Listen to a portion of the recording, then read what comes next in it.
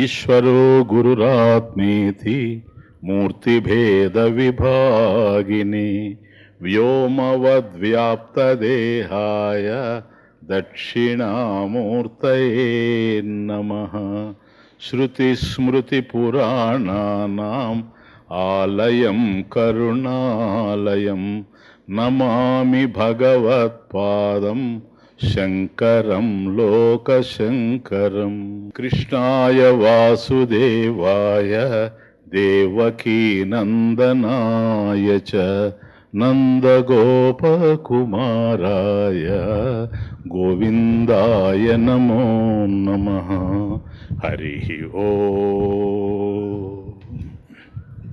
పరిస్థితులు ఎప్పుడూ అనుకూలంగా ఉండవు, నిరంతరం మార్పు చెందుతూ ఉంటాయి. ఒక్కొక్కప్పుడు మనం అనుకున్నవి అనుకున్నట్లే జరుగుతాయి.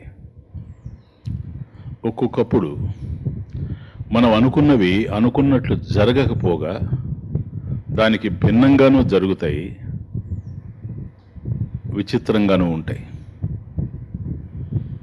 ఏదైనా ఊహించే మనం కర్మలు చేస్తూ పోతాం, వాటి ఫలితాలు వచ్చినప్పుడు ఇట్లా ఉంటాయి. ఒక ఆటగాడు క్రికెట్ ఆడుతున్నాడు అనుకోండి, అతను బ్యాట్ పట్టుకొని నిలబడి ఉండేటప్పుడు ఎదురుగా బౌల్ చేస్తూ ఉన్నాడు బౌలర్ అంటే, అతను బంతి విసిరినప్పుడే దాన్ని ఏ విధంగా కొట్టాలనో ఇతను ఊహించుకొనే ఉంటాడు. ఆ బంతి వస్తూ ఉంది, దాన్ని ఇలా కొట్టాలి అని బ్యాట్ని ఊపుతాడు, అది తగలచ్చు. కాబట్టి ఇతను ఈ విధంగా వస్తుంది బంతి అని ఊహించి కొడితే అది తగిలి బౌండరీ లైన్ కూడా దాటచ్చు, 4 రన్స్ రావచ్చు, తగలకుండా పోవచ్చు. ఈ రెండు జరగకుండా స్టంప్స్కి కూడా తగలచ్చు, అప్పుడు మనిషి అవుట్ అయిపోతాడు. ఇట్లాగే ఉంటాయి అన్నీ.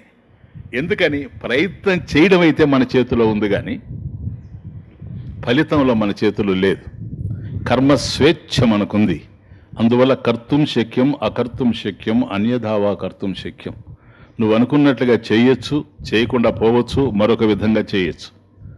కానీ కర్మ ఫలం విషయంలో నువ్వు ఊహించుకోవచ్చు, కానీ నీ ఊహలకు అనుగుణంగా ఫలితం రావాల్సినటువంటి పరిస్థితి లేదు. రావచ్చు, రాకపోవచ్చు. అందువల్ల ఈ పరిస్థితులు ఎప్పుడు నిరంతరం మార్పు చెందుతూ ఉండడానికి కారణం ఇదిగా కనపడుతుంది. కాబట్టి ఫలితాలు ఎప్పుడైతే మారిపోతూ ఉంటాయో వాటి యొక్క ప్రభావం మన జీవితం మీద ఉంటుంది, కనుక జీవితం కూడా మారిపోతూ ఉంటుంది. కాబట్టి ఒకరోజు ఉదయాన్నే ఒక వర్తకుడు సరుకులు అమ్ముకోవడానికి సంతకి వెళ్ళాడు అనుకోండి, ఏదో లేచిన వేళ ఉదయం నుంచి సాయంత్రం వరకు సంతలోనే కూర్చొని ఉండినా ఏది అమ్ముడు పోక సాయంత్రానికి నిరాశతో ఇంటికి తిరిగి వచ్చేస్తాడు. ఇది ఎందుకు ఇలా జరిగింది ఏమో, కానీ ఇదే వర్తకుడు ఒకరోజు సరుకులు తీసుకొని సంతకి వెళితే వెళ్ళిన గంట 1.5 గంటలో మొత్తం టోటల్ సేల్ అయిపోతాయి.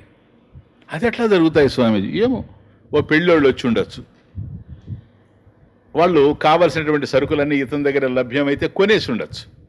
కాబట్టి ఇతను అక్కడికి వెళ్ళిన తర్వాత ఒక 1.5 అవర్లో మొత్తం సేల్ అయిపోతే ఎంతో ఆనందంగా సంతోషంగా ఇంటికి తిరిగి వచ్చేస్తాడు. ఇంతవరకు అర్థం చేసుకోగలం. కానీ సరేనండి, ఇతని దగ్గర అన్నీ కొన్నారు, అర్థమవుతా ఉంది ఇంతవరకు. కానీ ఆ పక్క ఈ పక్క ఆ పక్క చుట్టూ చాలామంది కూర్చొని అమ్ముతూ ఉన్నారు కదా, మరి వాళ్ళ దగ్గరికి ఎందుకు పోలేదు అని. ఇతని దగ్గరకు వచ్చారు, కొన్నారు, ఇతను సంతోషపడ్డాడు, బాగుంది. కానీ ఆ చుట్టుపక్కల అంతమంది ఉండేటప్పుడు ఇతని దగ్గరికే ఎందుకు రావాలి అని ప్రశ్న పడింది అనుకోండి, దీనికి సమాధానం లేదు. ఉందే? ఇలాంటి సమాధానం లేనటువంటి విషయాలే, ప్రశ్నలే నిరంతరం మనకు తారసపడుతూ ఉంటాయి. బాగా అర్థం చేసుకోండి. కానీ అవి అలా జరగడం వెనక మాత్రం ఏదో ఒక నియతి ఉంది, ఒక ధర్మం ఉంది. ఏది ఎప్పుడు ఎందుకు ఎలా జరుగుతూ ఉందో దాని వెనక కారణాలు ఉన్నాయి. కారణాలు ఉండి కార్యం జరిగేటప్పుడు మనం ప్రశ్నించడానికి అవకాశం లేదు. ఇది ఎందుకు జరిగింది అని ప్రశ్నించడానికి అవకాశమే లేదు, కారణాలు ఉన్నాయి. ఇదంతా ఎందుకు చెబుతున్నాను అని అంటే, మనం ఏదైనా ఊహించవచ్చు జీవితంలో. జీవితం అనేటువంటిది ఆషామాషి కాదు. అందరికీ జీవితం ఉంది, దీన్ని సద్వినియోగం చేసుకోవడం అనేటువంటిది చాలా పెద్ద విషయం. ఏవేవో ఊహిస్తూ ఉంటాం, ఎందుకంటే ఊహించేటువంటి మనసు మన దగ్గర ఉంది కనుక. అలా ఊహించినటువంటి వాటిని నెరవేర్చుకోవడానికి అనుగుణంగా కార్యాచరణ కూడా మనం రూపొందించుకుంటూ ఉంటాం. అలా రూపొందించుకున్నటువంటి కార్యాచరణని ఆచరణలో పెడుతూ ఉంటాం.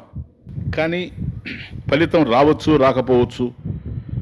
మనం ఆచరణలో పెట్టినా అనుకున్న విధంగా జరగచ్చు, జరగకుండా పోవచ్చు. ఎందుకని అదే అంటున్నాను. అవ్యక్తంగా నీకు అర్థం కాకుండా ఈ సృష్టిలో అనేకమైనటువంటి ధర్మాలు, అనేకమైనటువంటి విషయాలు, నియమాలు, నియతి ఇవన్నీ చోటు చేసుకుని ఉన్నాయి. ఒకవేళ మనం చేసేటువంటి పని వాటికి గనక భిన్నంగా ఉంటే మనం సక్సెస్ కాలేం. వాటిని నియంత్రించేటువంటి శక్తి మనకు లేదు. See the point. అవ్యక్తమైనటువంటివి ఉన్నాయి, కానీ వాటిని నియంత్రించేటువంటి శక్తి మనకు లేదు. నియంత్రించేటువంటి శక్తి కనుక మనకే ఉంటే డెఫినెట్గా మార్పు చేసుకోగలం. మనం ఏదైతే అనుకున్నామో దానికి అనుగుణంగా జరిగేటట్టు చూసుకోగలం. కానీ ఆ అవ్యక్తంగా ఉండేటువంటి హిడెన్ వేరియబుల్స్ అవి, వాటిని మార్పు చేయడానికి కానీ ఇలా జరగాలి అని నియంత్రించడానికి కానీ మనకు శక్తి సామర్థ్యాలు లేవు గనక, అంత సర్వజ్ఞత్వం, సర్వశక్తిమత్వం మన దగ్గర లేదు. కాబట్టి అవి అలా ఫెయిల్ అవుతూ ఉంటాయి. కాబట్టి ఎప్పుడైతే మనకు వాటిని నియంత్రించేటువంటి శక్తి లేదో అలాంటి చోటే మనం భగవంతుడి మీద ఆధారపడాలి. అర్థమవుతుంది? భగవంతుడి మీద ఆధారపడితే కారణాలు ఏ విధంగా ఉండినా, నియతి ఏ విధంగా ఉన్నా, భగవంతుని యొక్క కృప అనేటువంటిది మనకు తోడుగా గనక ఉంటే అలౌకిక కర్మఫలం తప్పకుండా మనం సాధించుకుంటాం. కాబట్టి భగవంతుని యొక్క కృప మనకు కలగాలి అని అంటే భక్తి చేయడం కన్నా మరొక మార్గం లేదు. భగవద్భక్తి చేయడం వల్లనే భగవంతుని యొక్క కృప మన మీద పడేటువంటి అవకాశం ఉంటుంది. స్వామీజీ, భక్తి చేస్తున్నటువంటి వాళ్ళకి పరిస్థితులు భిన్నంగా ఉంటున్నాయి. అసలు భక్తే లేనటువంటి వాళ్ళకి, భగవంతుడిని విశ్వసించినటువంటి వాళ్ళకి, నాస్తికులుగా ఉండేటువంటి వాళ్ళకి పరిస్థితులు అనుకూలంగా ఉంటున్నాయి. దీన్ని ఎట్లా అర్థం చేసుకోవాలి అనేటువంటి ప్రశ్న చాలామంది వేస్తూ ఉంటారు. ఎందుకనంటే ఆయన భక్తుడు ఎప్పుడు బాధలు అనుభవిస్తూ ఉన్నాడు. ఇతనికి భగవంతుడు అంటేనే గిట్టదు, కానీ ఇతను సుఖంగా ఉండాడు. వీటి వెనక కూడా ధర్మాలు ఉన్నాయి, వీటి వెనక కూడా నియతి ఉంది. కాబట్టి జరిగేవి మనకు తెలుస్తున్నాయే కానీ అవి ఎందుకు అలా జరుగుతున్నాయో అర్థం చేసుకునేటువంటి శక్తి మనకు లేదు గనక ఇట్లా అపార్థం చేసుకుంటూ ఉంటాం. ఇద్దరు మిత్రులు దారిలో పోతూ ఉన్నారు, మార్గ మధ్యంలో ఒక చోట. ఎందుకంటే ఈ ఇద్దరు కూడాను విచిత్రమైనటువంటి మిత్రులు. ఒకడేమో మహాభక్తుడు, మరొకడేమో పచ్చి నాస్తికుడు, దేవుడే లేడనేటువంటి వాడు. వీళ్ళిద్దరు కలిసి పోతూ ఉన్నారు. ఒక ఆలయం వచ్చింది. మొదటి వాడు భక్తుడు అన్నాడు, మిత్రమా లోపలికి వెళ్ళి స్వామి దర్శనం చేసుకొని పోదాంపా అని అన్నాడు. వరే ఎక్కడ స్వామి అయ్యా, భగవంతుడు లేడు, నువ్వు వచ్చేసే మనం పోదాం, ఊరికే టైం వేస్ట్ చేయబాక అన్నాడు. ఇతను విన్నాడు భక్తుడు గనక. లేదు వెళ్ళాల్సిందేనని వెళ్ళాడు. నువ్వు ఇక్కడే ఉండి నేను వచ్చేస్తానని వెళ్ళాడు. కానీ ఇతను మాత్రం లోపలికి పోలేదు, బయటే ఉన్నాడు. కొంతసేపు అయింది. అతను లోపలికి వెళ్ళి స్వామి దర్శనం చేసుకొని అక్కడి నుంచి తిరిగి వచ్చాడు. ఇతను ఇక్కడ ఉన్నాడు, బయట తిరుగుతూ ఉన్నాడు అతని కోసం. ఈలోగా ఏదో అట్లా గాలి వీస్తే ఒక కాగితం అట్లా ఎగిరి ఇలా వచ్చి ముందు పడింది. ఏమిటా కాగితం అని చూశాడు. అది ఒక 500 రూపాయల నోటు. వెంటనే తీసుకొని చూశాడు. అదేం ఫేక్ కాదు, ఒరిజినలే. అరే నా అదృష్టం బాగుంది, 500 రూపాయల నోటు దొరికింది. ఇది దొరకడానికి కారణం ఏంటంటే వీడితో పాటుగా కనుక నేను పోయి ఉంటే లోపలికి ఆ దర్శనం అది ఇదని నాకు ఇది దొరికే అవకాశం లేదు. ఈ మంచి పని నేను చేశాను కనుక, ఇటువంటి మంచి పని భక్తులు ఎప్పుడూ చేయలేరు, ఇలాంటి మంచి పనులు నాస్తికులే చేస్తారు. నేను చేశాను కనుక నాకు ఈ 500 రూపాయలు వచ్చింది అని వీడు సంతృప్తి ఉన్నాడు. ఈ లోపల వాడు వస్తూ ఉన్నాడు. వస్తూ ఉండి వీడిని చూచి అట్లా ఆ దేవాలయం గోడ మీద చేయి పెట్టాడు. గోడ మీద గొలుసుల బొమ్మ ఉంది. గొలుసుల బొమ్మ అంటే తెలుసు కదా, మర్చిపోయినారా చిన్నప్పుడు? గోడ మీద బొమ్మ, గొలుసుల బొమ్మ, వచ్చే పోయేవారికి వడ్డించే బొమ్మ, తేలు కదా. అది కాటు వేసింది, బయటకు వస్తుంటే కాటు వేసింది. పాపం అది బాధపడుతూ అతను వచ్చాడు. ఇతను అయ్యో స్నేహితుడికి తేలు గుట్టింది అనేది వదిలేసి, చూడరా నా మాట ఇప్పటికన్నా వినరా, నేను బయట ఉన్నాను, ఇదిగా 500 రూపాయలు, నువ్వు లోపలికి పోయి తేలు గుట్టించుకొని వచ్చావు, ఇది విషయం అంటున్నాడు. ఈ లోపల ఒక సాధువు వచ్చాడు. ఆయన మహాత్ముడు, వీళ్ళ మాటలు ఏమీ లేదు, నేరుగా వచ్చాడు. ఏంది నాయన ఏడుస్తున్నావు అన్నాడు. స్వామి నాకు ఇట్లా తేలు గుట్టింది. పర్వాలేదు అని చెప్పేసి ఆయనని అట్లేదు అట్లా అట్లా అట్లా అట్లా అట్లా అట్లా అని ఆయన ఏదో మంత్రం వేసి వెంటనే పోయింది, ఇమ్మీడియట్గా పోయింది. ఇప్పుడు వీడు పక్కన ఉన్నాడు. స్వామి దేవుడు ఉన్నాడంటారా, నేను లేడంటాను, అందుకని నాకు నాయన ఇంకేం మాట్లాడలేదు. సాధువు వెంటనే అన్నాడు, నువ్వేం మాట్లాడిన అవసరం లేదు, నాకు అన్నీ తెలుసు, ఎందుకంటే ఈయన సర్వజ్ఞుడు. వాడి అదృష్టం ప్రకారం ఈరోజు దొరికాడు. ఇతను అంటాడు, చూడు అతను లోపలికి వెళ్ళి వచ్చాడు, ఆ తేలు గుట్టింది, నువ్వు బయట ఉన్నావు, 500 రూపాయలు దొరికింది, అదే కదా నువ్వు చెప్పబోయేది అంటాడు. అరే ఈ సాధువుకి ఎట్లా తెలిసింది, చాలాసేపు అయిపోయింది, నేను తీసి జోబులు కూడా పెట్టుకుని ఉన్నాను అని అంటాడు. అసలు వాస్తవం చెప్తాను వినండి, నాకు భూత భవిష్యత్ వర్తమానాలు తెలుసు. అసలు ఈరోజు జరగాల్సింది ఏంటంటే, అసలు ఇతను బ్రతకడానికి అవకాశం లేదు, అంత పెద్ద యాక్సిడెంట్ జరగబోతుంది ఒక అర్ధ గంటలో. ఇతని ఇక్కడి నుంచి పోతూ ఉంటాడు, మధ్యలో ఓ ట్రక్ వస్తుంది, యాక్సిడెంట్ అయిపోద్ది, ఇతను చచ్చిపోతాడు. కానీ భక్తితో వెళ్ళి భగవద్ దర్శనం చేయడం వల్ల తేలు గుట్టడంతో పోయింది. సింపుల్. మరి నా కథ ఏంటి, నాకు 500 దొరికింది కదా, నేను భగవంతుడి దగ్గరకు పోలేదన్నాడు. నీ కథ కూడా చెబుతా, కానీ అది ఎక్కడుందని మాత్రం ఇప్పుడు అడగబాకు, ఎందుకంటే నువ్వు దాని వైపుకు పోతావు. నేను నీకు చెప్పను, నీకు చాలా విలువైనటువంటి ఆభరణం దొరకాల్సి ఉండింది. ఇప్పుడు అడగ అది ఎక్కడుందని, నేను పోయి తీసుకుంటాను అనుకోకు, నాకు దాని మీద ఆశ లేదు. కాబట్టి ఒక్కటే గుర్తుపెట్టుకో, నీకు ఒక అమూల్యమైనటువంటి ఆభరణం ఒకటి దొరకాల్సి ఉండింది. అర్థమైందే? భగవంతుడిని నిందించి ఇక్కడ బడి ఉండడం చేత కర్మ ఫలం ఉంది, కానీ ఆ కర్మ ఫలానికి అంత రావాల్సింది ఎంత వచ్చింది అర్థమవుతుంది. ఇప్పుడు 500లకు నువ్వు ఎగిరిగిరి పడుతున్నావే కానీ ఓ 1,00,000 రూపాయలు విలువ చేసేటువంటి ఆభరణం నీకు దొరకాల్సి ఉండింది, మిస్ అయిపోయావు. అతను యాక్సిడెంట్లో చచ్చిపోవాల్సి ఉండింది, కానీ ఇప్పుడు చూడు నేను తీసేసాను, అయిపోయింది. ఇట్లాగే ఉంటాయని. కథ కాదు విషయం, ఉపమానం కాదు విషయం. ఉపమానం ఇప్పుడు ఏకదేశీయం. కానీ భక్తి అనేది ఉండి గనక, ఇప్పుడు మనం పోతూ ఉన్నాం అనుకోని, ఆయన దారిలో పోతూ ఉంటే ఒక ఆలయం వచ్చింది, ఒక రామాలయం ఉంది. అక్కడ నిలబడి చెప్పులు వదిలి 2 చేతులు జోడించి భగవంతుడి కనుక భక్తిపూర్వకంగా కనుక మనం నమస్కరిస్తే ఈ నమస్కారం వృధా కాదు. దీన్ని మీరు అర్థం చేసుకోవాలి. ఎందుకు వృధాగా తెలుసా? అది కర్మ, ఇట్స్ అన్ యాక్షన్. అక్కడ నిలబడి చెప్పులు తీసి భగవంతుడికి నమస్కరించి భక్తితో భగవంతుడికి నువ్వు నమస్కరించడం ఏదైతే ఉందో అది కర్మ. కర్మ ఎప్పుడైతే జరిగిందో ఫలితం డెఫినెట్. ఫలితాన్ని నిర్ణయించే శక్తి నీకు లేకపోవచ్చు, కానీ ఫలితం మాత్రం డెఫినెట్గా రావాలి. కాబట్టి ఇది కర్మ. ఏ కర్మ ఇది? అలౌకికమైనటువంటి కర్మ. నువ్వు అక్కడ నిలబడి భగవంతుడికి నమస్కరించడం అనేటువంటిది అలౌకికమైనటువంటి కర్మ. ఆ కర్మ ఫలితం ఏదై ఉంటుంది? ఎప్పుడైనా అందుతుంది. అది ఎప్పుడు అందుతుంది అనేటువంటి ప్రశ్న కాదు. కాబట్టి చేసేటువంటి ఏ అలౌకిక కర్మ కూడాను వృధాగా పోదు. అది ఆ వ్యక్తి యొక్క మనసు మీద ఆధారపడి ఉంటుంది. దాని యొక్క ఫలితం అందుతూనే ఉంటుంది.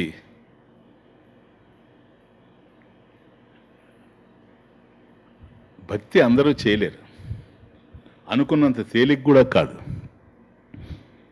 ఇప్పుడు ఒక రథోత్సవం వస్తూ ఉండినా దారిలో మనం వచ్చామనుకోండి, రథోత్సవం కనపడితే వెంటనే అక్కడ నిలబడి రథంలో ఉండేటువంటి పరమేశ్వరుడికి నమస్కరించాలి అనేటువంటిది కూడా అంత తేలికైంది కాదు.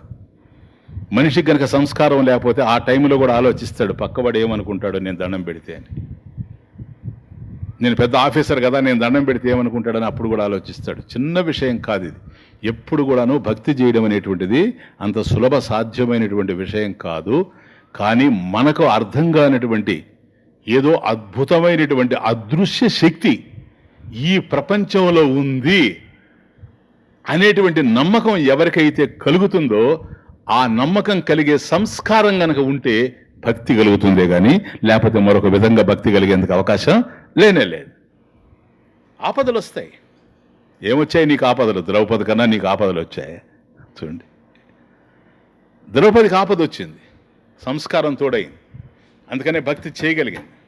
Very beautiful. ఇప్పుడు అంత భయంకరమైనటువంటి దారుణమైనటువంటి సన్నివేశం, కానీ మేడ మీద నుంచి దూకి చచ్చిపోయి ఉండొచ్చు ద్రౌపది. ఆ పని చేయలేదు. జీవితంలో దుర్భరమైనటువంటి సమస్యలు ఎదురైనప్పుడు ఆత్మహత్య చేసుకునేటువంటి వాళ్ళని మనం చూస్తున్నాం, విషం మింగేటువంటి వాళ్ళని మనం చూస్తున్నాం.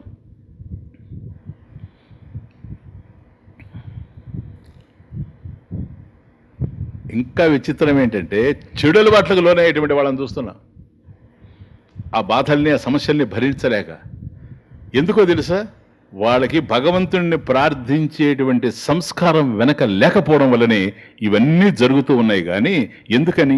బాధలనేటువంటివి, కష్టాలనేటువంటివి ఏ ఒక్కరికో రావు, అందరికీ వస్తాయి. కానీ వాటిని తట్టుకొని నిలబడాలి అని అనుకున్నట్లయితే ఆ సమయంలో మనం ప్రయత్నం చేస్తే వచ్చేది కాదు. జీవితాంతం చేస్తూ పోతూ ఉంటేనే అది వస్తుంది, కానీ మరొక విధంగా వచ్చేందుకు అవకాశం లేదు. కానీ ద్రౌపదికి ఉంది ఆ సంస్కారం. అందుకని నిండు సభలోకి ఆమెను ఈడ్చుకొని వచ్చినప్పుడు అర్థం చేసుకున్నది, నా ప్రయత్నంతో నేను ఎదుర్కోలేను. ఇప్పుడు నాకు ఎవరైతే సహాయం చేయాలో అలా సహాయం చేయవలసినటువంటి భర్తలు కూడా అంత శక్తిమంతులు అయి ఉన్నప్పటికీ కూడాను చాలా నిస్సహాయమైనటువంటి స్థితిలో అశక్తులై కూర్చొని ఉండాలి. కాబట్టి నా అంతట నేను ఈ యొక్క ఆపదని, ఈ విపత్తుని తొలగించుకునే ప్రశ్న లేదు.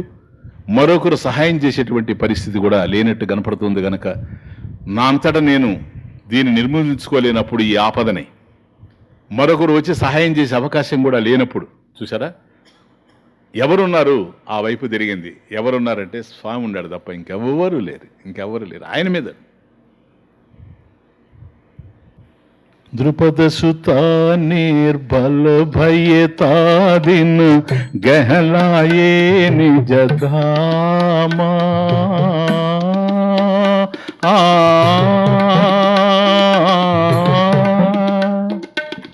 द्रुपद सुता निर्बल भये तादिन गहलाये निज धामा।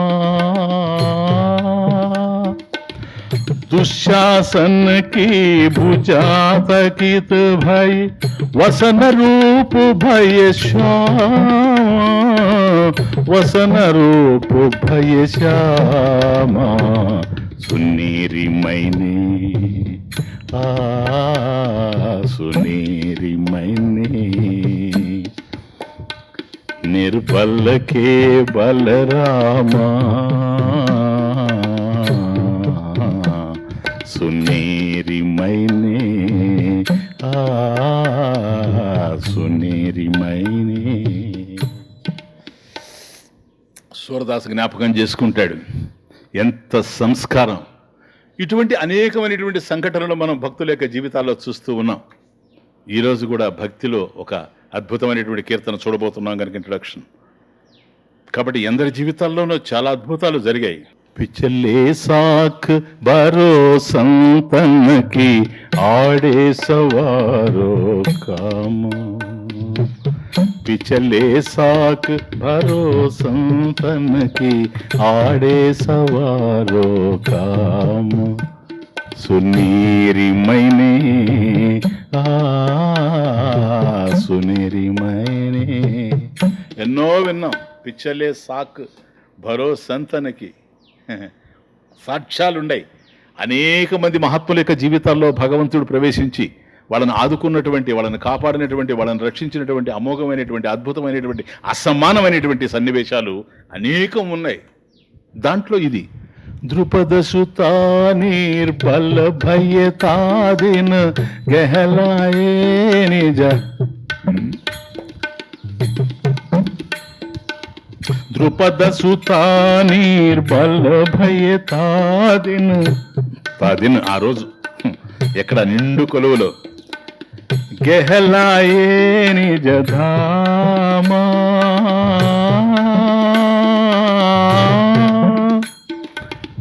दुशासन की भुजा थकित भय वसन रूप भय श्याम, वसन रूप भय श्याम, सुनेरी मैने सुनेरी मैने निर्बल के बलरामा సునేరి మైనే.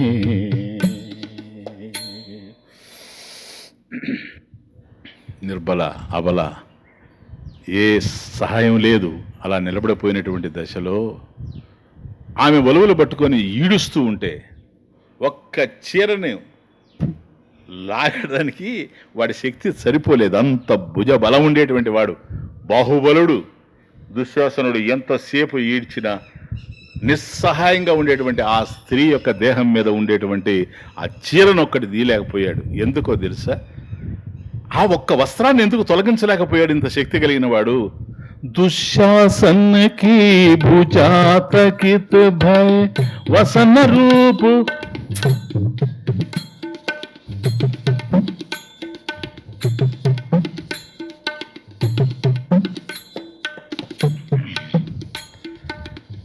दुशासन की भुजा तकित भय वसन रूप भय श्यामा. అది వస్త్రమైతే తొలగించడం పెద్ద సమయం పట్టదు. ఆ వస్త్ర రూపంలో వాసుదేవుడే ఉండడం వల్ల, వాసుదేవుణ్ణి ఈడ్చే శక్తి వీడికి ఎక్కడి నుంచి వస్తుంది? దుశ్శాసన ప్రపంచమంతా నిండి రూపీకృతమైనటువంటి పరమాత్మని ఈడవలేక వాడు లాగి లాగి లాగి అలిసిపోయి పడిపోయాడు. చూచారా? అది. కాబట్టి నా జీవితంలో ఒక దుర్భరమైనటువంటి సమస్య వచ్చింది. దీన్ని నేను పరిష్కరించుకోలేను. నంబర్ 1, సహాయం చేసేవాళ్ళు ఇతరులు కూడా నాకు లేరు. నంబర్ 2, కానీ ఈ ప్రపంచంలో మాత్రం ఏదో ఒక అద్భుతమైనటువంటి అదృశ్య శక్తి ఉంది. దాని మీద కనుక నాకు నమ్మకం ఉంటే అది నన్ను కాపాడుతుంది అనేటువంటి అచంచలమైనటువంటి, అకుంఠితమైనటువంటి విశ్వాసం ఎప్పుడైతే ఉందో అది ఈ భక్తిని కదిలించింది, ద్రౌపదిని సంరక్షింపజేసింది. ఎప్పుడు ఇట్లాగే ఉంటుంది భక్తి అనేటువంటిది. ఎప్పుడు కూడా ఒక్కటే గుర్తుపెట్టుకోండి. కీర్తనలోకి వెళ్ళబోతున్నాను. ఎవరు పుట్టినా, ఎక్కడ పుట్టినా, ఎప్పుడు పుట్టినా నాకు తెలిసి రాక్షసులు ఎక్కడా పుట్టలేదు, టెర్రరిస్టులు ఎక్కడా పుట్టలేదు, హంతకులు ఎక్కడా పుట్టలేదు. ఎప్పుడు పుట్టినా, ఎక్కడ పుట్టినా, ఎవరు పుట్టినా పసిబిడ్డలే పుట్టారు ఈ ప్రపంచంలో, అది మాత్రం మర్చిపోబాకండి.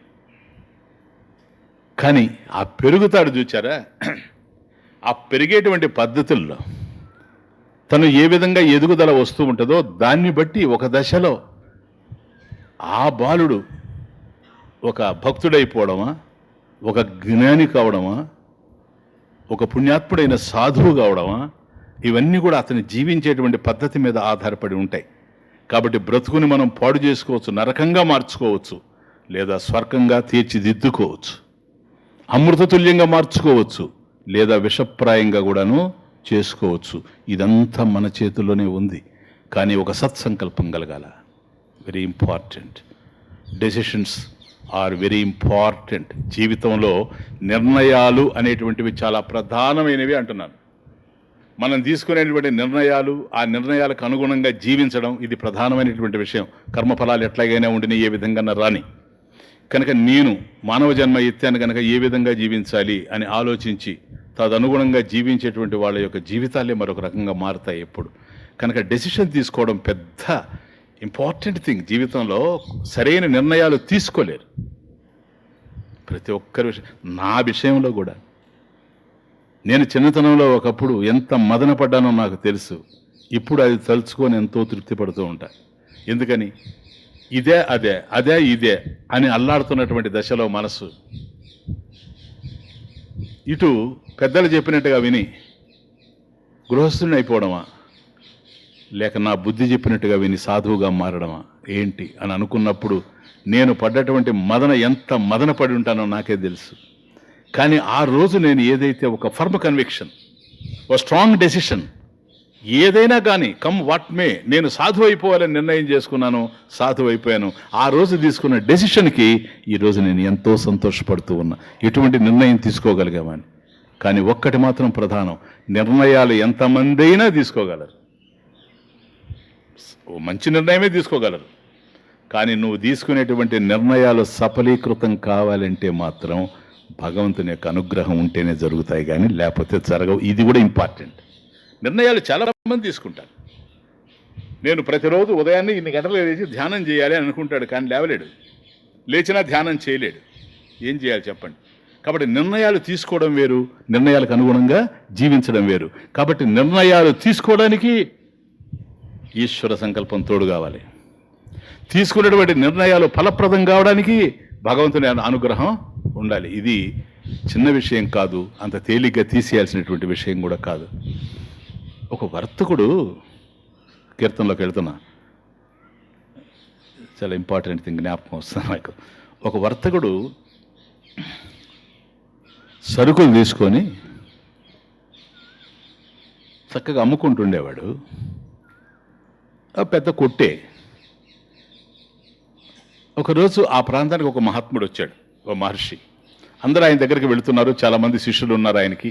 ఆయన బోధ చేస్తూ ఉంటాడు. ఆయన బోధలు విని చాలామంది జీవితాలు మారిపోయినాయి. పైగా చెప్పుకుంటూ ఉంటారు, ఆయన వల్లనే మా జీవితాలు మారాయండి, ఆయన వల్లనే మేము ఈరోజు ఈ విధంగా ఉన్నాము, మా జీవితాల్లో ఈ విధమైనటువంటి పరివర్తన రావడానికి ఆ మహాత్ముడే కారణమని చాలామంది చెప్పుకుంటూ ఉంటే విని ఎందుకో ఒకరోజు ఆయన దగ్గరికి వెళ్ళాడు. వెళ్ళి నమస్కరించాడు.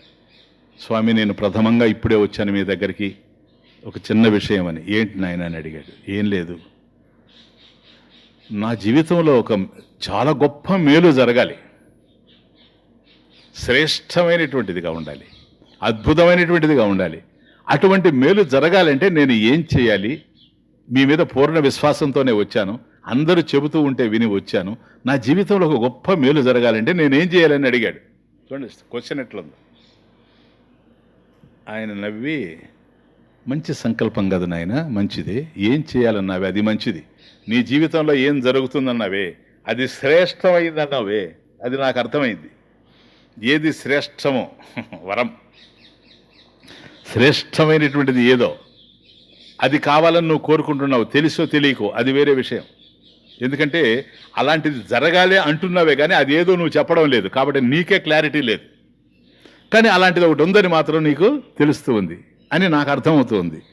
కాబట్టి ఇప్పుడు ఏం చేయాలంటావు? దాన్ని పొందడానికి నాయన నేను ఒక మార్గం చెప్తాను, కానీ నువ్వు చేయాలి కదా అని. తప్పకుండా చేస్తాను స్వామీజీ, చెప్పండి.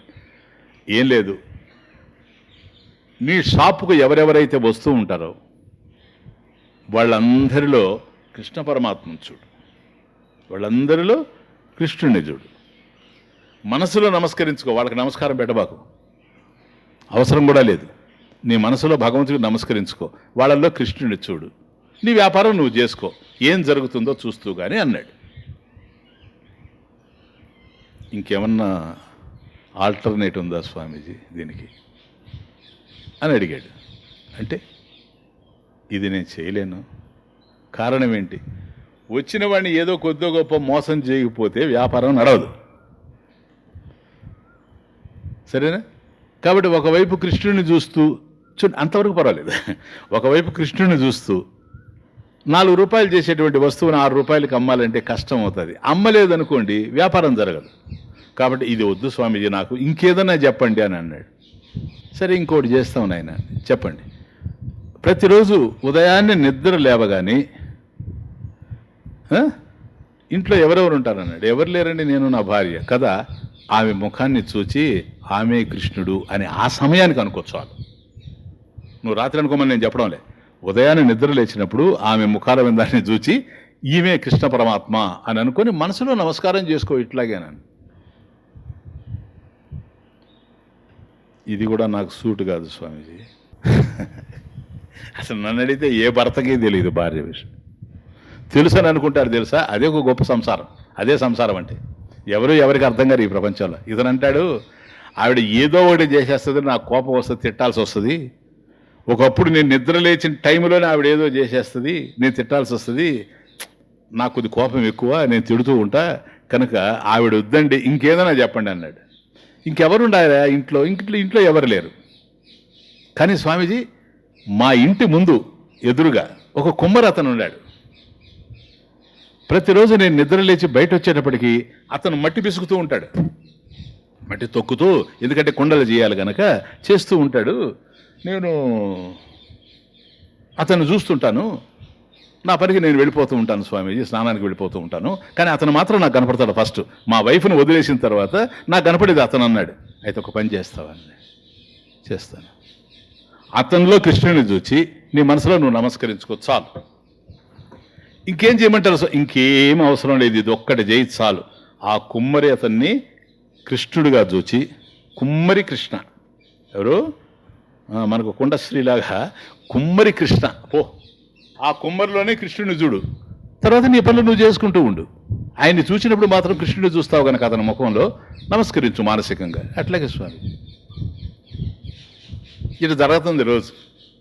ఇంకంతే, వచ్చేసాడు, తన వ్యాపారం తాను చేసుకుంటాడు. ప్రతిరోజు మాత్రం ఆ కుమ్మరి అతను చూస్తాడు. చూడండి ఆ శ్రద్ధ చూడండి. అతని ముఖంలో కృష్ణుడిని చూస్తాడు, నమస్కరించుకుంటాడు. ఇట్లా జరుగుతూ ఉంది. ఒకరోజు ఇతని ఇంటిలోంచి బయటకు వచ్చేటప్పటికి అతను లేడు, కుమ్మరి లేడు. కొద్దిగా ఎంక్వైరీ చేశాడు భార్యని, వాళ్ళని. రోజు అతన్నే కదా చూస్తున్నాము, లేడని ఆయన భార్యని అడిగాడు. అడిగితే ఆయన మట్టి అయిపోయిందండి, మట్టి తెచ్చుకోవడానికి నది దగ్గరికి వెళ్ళాడు అని. వెంటనే నది దగ్గరకు బయలుదేరి వెళ్ళాడు. అక్కడి నుంచి మట్టి తెచ్చుకుంటున్నాడని. అక్కడ లేడు. అక్కడ ఎవరినో అడిగాడు, ఏమండి పలానా కుమ్మర ఆయన ఇక్కడికి వస్తే మీరు ఏమన్నా చూచారని. ఆయన ఇప్పుడు ఇక్కడి నుంచి పోయాడయా, చెరువు దగ్గర పోయాడు, ఇక్కడ మట్టి సరిగా లేదని, ఆ చెరువు దగ్గర ఏదో మట్టి తెచ్చుకోవాలని పోయాడని. మళ్ళీ ఇక్కడి నుంచి బయలుదేరి చెరువు దగ్గరికి వెళ్ళాడు. ఈ లోపల అక్కడ ఏం జరిగిందంటే అతను మట్టి తీస్తూ ఉండాడు. ఒక దశలో టంగ్ అని తగిలింది, ఏదో మట్టి తీస్తూ ఉంటే. అదేంటని బాగా తీశాడు. తీసేటప్పటికి అక్కడ నిధి నిక్షేపాలు ఉన్నాయి. అంత బిందె దొరికింది. ఆ బిందె నిండా బంగారు కడ్డీలు ఉన్నాయి. అవి చూచాడు. చూచి వాటిని తీసి పక్కన పెట్టి, ఇంకేముంది నా జన్మ చరితార్థం అయిపోయింది, ఇంకేం చాలు నా జన్మకి, ఇంకేం కావాలని ఆ కుమ్మరి అతను సంతోషపడి, ఇంక నేను కుండలు చేయాల్సిన అవసరం లేదు, ఏమీ లేదు అని అనుకుంటూ అటు ఉన్నాడు. ఈ లోపల ఎవరు చూడలేదు కదని ఇటు తిరిగాడు. యాక్చువల్గా ఇతను చూడలేదు. ఎవరు? మన భక్తుడు ఉన్నాడు, ఇప్పుడు ఇంకా భక్తుడు అని అనడంలే, ఈ వ్యాపారి ఇంకా చూడలేదు. అతను ఎప్పుడైతే ఇట్లా తిరిగాడో, అబ్బా నేను చూశాను అన్నాడు. ఏంది చూసింది? ఎందుకంటే మళ్ళీ ఇతను వ్యాపారానికి వెళ్ళిపోవాలి, ఏదో వెళ్ళిపోవాలి కనుక అతను కనపడకనే ఇంత దూరం వచ్చాడు. కాబట్టి కనిపించేటప్పటికి నేను చూశాను అన్నాడు. వెంటనే అంటే అతనికి బిందె కూడా కనపడడం లేదు, బిందె కూడా కింద వైపు ఉంది, సరేనా? అందులో ఉన్న ఈ బంగారు కడ్డీలు. వెంటనే అతని దగ్గరికి వచ్చి సాష్టాంగ నమస్కారపడి పాదాలు పట్టుకొని, అయ్యా మీ ఇంటి ఎదురువాడినే కదా నేను, మీకు తెలియని వాడిని ఏం కాదు కదా, నాకు మీరు సహకరించండి. ఎందుకనంటే మీరు చూశారు, నేనేం కాదనడం లేదు, దాంట్లో ఎన్నైతే ఉన్నాయో బంగారు కడ్డీలు మీకు సగం ఇస్తా, నేను సగం తీసుకుంటా. ఒకవేళ అలా కాకుండా గనక ఇది 10 మందికి కనుక తెలిసిపోయిందంటే, స్టేట్ క్యాపిటల్ కనుక ఇది ప్రాపర్టీ కనుక రాజుగారికి కనుక తెలిసిందే, అది రాజ్యంలోకి వెళ్ళిపోద్ది, ఇంకా రాజుగారికి వెళ్ళిపోద్ది, ఆయన భూషణంలో పోద్ది. కనుక మనం హాయిగా ఉంటాము, సుఖపడతాము. నేను ఈ కుండలు చేసుకోవాల్సిన అవసరం లేదు, నువ్వు వ్యాపారం చేసుకోవాల్సిన అవసరం లేదు, కనుక నీకు సగం ఇచ్చేస్తాను, కాబట్టి ఎవరితో చెప్పొద్దు, మన ఇద్దరం పంచుకుంటామని. అతనికి అర్థమే కాలే, ఇదేందిరా ఇదేంటని. మొత్తానికి ఏదో ఉందని, ఏంటి నాయన అన్నాడు. అప్పుడు తీసుకెళ్ళి చూపెట్టి, ఇదిగోనండి, దాంట్లో తీస్తే ఇంత కడ్డీలు 12 ఉన్నాయి. 12 ఉన్నాయి. ఎందుకున్నాయని నన్ను అడిగితే 12 కదా అవే, ఎవరిని అడుగుతావా? 12 గురించి మాట్లాడడానికి నాకు ధైర్యం లేదు, సరేనా? 12 కడ్డీలు, నువ్వు 6 తీసుకో, నేను 6 తీసుకుంటానని 6 తీసి అతని దగ్గర ఉండేటువంటి ఒక తువాలలో అదంతా కూడా కట్టి, ఇదిగో తీసుకోండి అని ఇతనికి ఇచ్చి, అవి నేను ఎత్తుకొని పోతా, కానీ మీరు మాత్రం ఎవరితో ఇంక మాట్లాడద్దు, ఎందుకంటే మీ కూడా తీసుకుంటారు అని చెబుతూ ఉంటే అతను నిర్ఘాంతపోయాడు. ఇట్లా నిర్ఘాంతపోయాడు. నేను వచ్చింది ఇతని ముఖం చూడడానికి, ఇతనిలో కృష్ణుని చూస్తున్నాను ఇంతకాలంగా, కానీ ఈ బంగారు కడ్డీలేంటి, ఇవి తీసుకొని పోయి నేనేం చేసుకుంటాను? కానీ నేను ఆయన్ని అడిగాను కదా, ఎవరు ఆ సాధువుని, నాకు ఏదో అత్యుత్తమైనటువంటి మేలు జరగాలి, శ్రేష్టమైన మేలని, అవి ఇవే. మరి 6 కడ్డీలు నాకు వస్తే మేలు అయితే 12 కడ్డీలు ఉండేవాళ్ళు చాలామంది ఉన్నారు కదా ఈ ప్రపంచంలో, 20 ఉండేవాళ్ళు ఉన్నారు కదా, 50 ఉండేవాళ్ళు ఉన్నారు కదా, అత్యుత్తమైంది ఇది ఎట్లా అవుతుంది అని ఆలోచించి, కేవలం ఈ కుమ్మరి అతని యొక్క ముఖాన్ని చూస్తూ ఉండడంలోనే నాకు ఇంత జరిగితే, ఇంత బంగారు నాదైతే, ఒకవేళ కృష్ణుడినే గనక చూస్తే ఏమవుతుందో అనేటువంటి థాట్ వచ్చింది.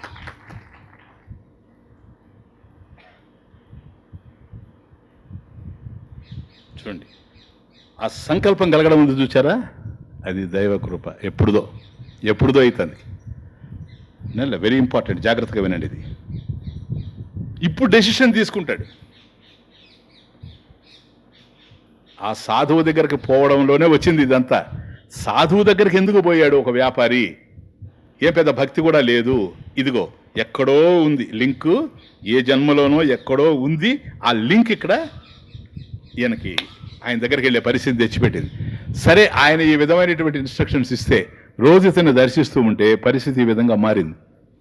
ఇప్పుడు ఈ బంగారు కడ్డీలు వచ్చింది. ఇప్పుడు అనుకుంటాడు, ఇతన్ని చూస్తేనే ఇట్లొస్తే ఇంకా భగవంతుడినే చూస్తే, కృష్ణుడినే చూస్తే ఏమవుద్దో, కాబట్టి ఇవి నాకొద్దు, నాకు కృష్ణుడు కావాలి.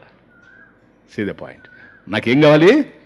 కృష్ణుడు కావాలి అని అతను అంటాడు. నాయనా, నువ్వెంతో మంచి మనసు చేసుకొని విశాలమైనటువంటి హృదయంతో నాకు ఇది ఇచ్చావు, ఇదిగో నువ్వే తీసుకో.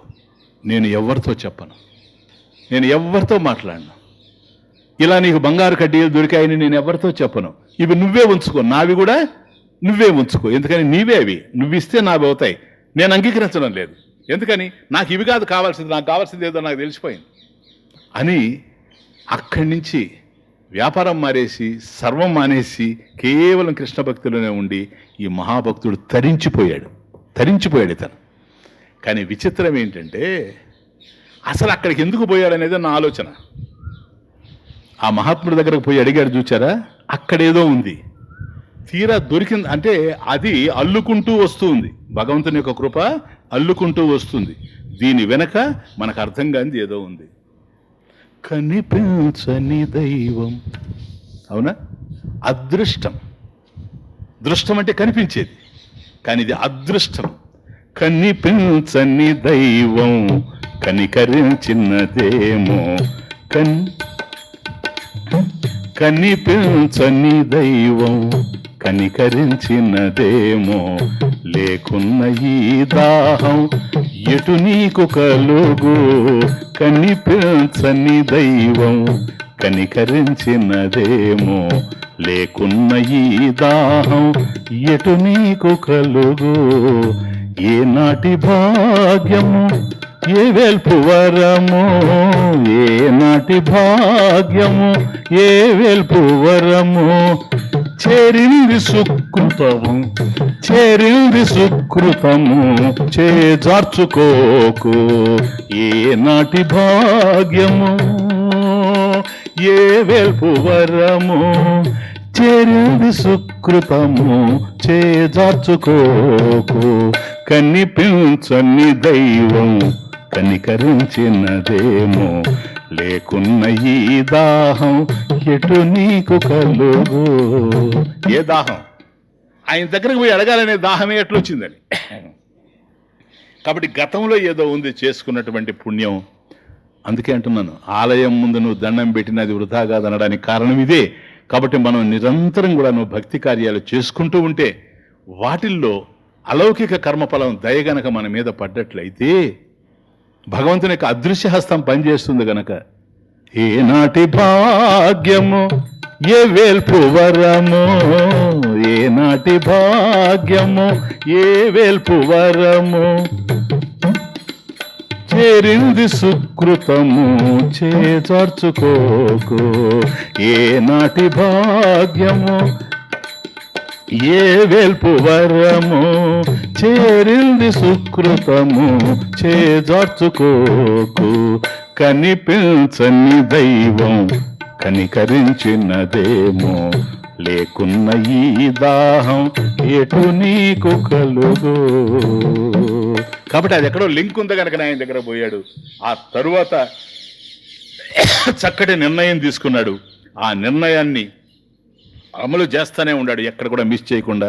ఈరోజు లేడులే, పోనీ రేపు చూస్తాం అనుకోలే. ఆయన నది దగ్గర ఉంటే నది దగ్గర పోయాడు, చెరువు దగ్గర ఉంటే చెరువు దగ్గర పోయాడు, ఎట్లయినా చూడాలనుకున్నాడు, చూచాడు. రోజు రోజు ఆ విధంగా కృష్ణుడిని చూస్తూ భగవంతుడికి నమస్కరిస్తూ ఆ భక్తి చేస్తూ వచ్చాడు కాదు. అదంతా సంస్కారం పెరుగుతూ వచ్చింది. ఇప్పుడు ఆ సుకృతం అంతా దగ్గరగా చేరింది.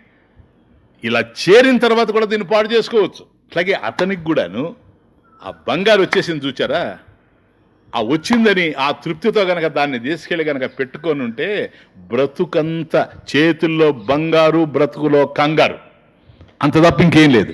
కానీ అప్పుడు అనుకున్నాను, నాకు కావాల్సింది బంగారా, నా బంగారు తండ్రి ఈయన కావాలి. కాబట్టి ఇటువంటి బంగారు తండ్రి మనకు దొరికాడు. మనసా భజరే యదునాథం కనెక్షన్ చూసుకోండి. కీర్తన భజరే యదునాథం మానస భజరే యదునాథం భజరే యదునాథం మానస భజరే యదునాథం గోపవధూ పరిరంభణలోలం గోపవధూ పరిరంభణలోలం గోపకిశోరం అద్భుతలీలం గోపకిశోరం అద్భుతలీలం భజరే యదునాథం మానస భజరే యదునాథం కపటాంగీకృత మానుషవేషం కపటాంగీకృత మానుషవేషం కపట నాట్యకృత కృత్స్న సువేషం కపట నాట్యకృత కృత్స్న సువేషం భజరే యదునాథం మానస భజరే యదునాథం భజరే యదునాథం మానస భజరే యదునాథం పరమహంస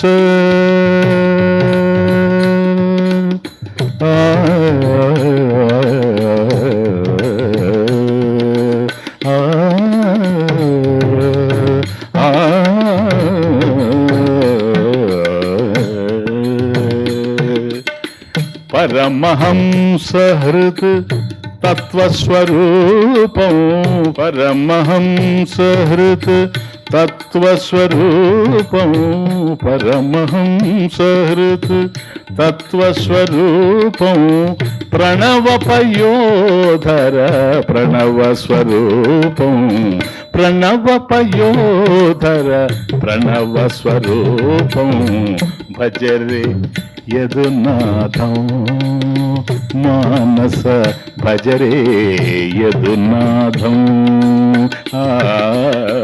భజరే యదునాథం మానస భజరే యదునాథం. మానస ఓ మనసా అని అర్థం. మనస అంటే మనసును సంబోధిస్తూ ఉండాడు. ఓ మనస భజరే యదునాథం. యదునాథం శ్రీకృష్ణ పరమాత్మని భజరే భజించు. ఇది కృష్ణుడికి సంబంధించిన కీర్తన. యదునాథం అంటే యదుకులే జాతత్వాత్ యాదవ అంటే యదుకులంలో పుట్టాడు గనక యాదవుడు ఆయన. అట్లొచ్చింది యాదవ. యదుకులే జాతత్వాత్ యాదవ. యదుకులంలో పుట్టాడు గనక యాదవ కులంలో పుట్టాడు గనక యాదవుడు. కానీ యదునాథం అంటే వాళ్ళలో ప్రభు. యదుకులే ప్రధానత్వాత్ యదునాథం.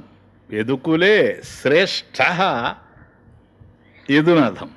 కాబట్టి ఆ యాదవ కులంలో కూడా శ్రేష్ఠుడు ప్రధానమైనటువంటి వాడు గనక ఆయన యదునాథుడు. యదునాథం మనస భజరే. ఆయన్ని భజించాలి. ఎందుకు భజించాలి?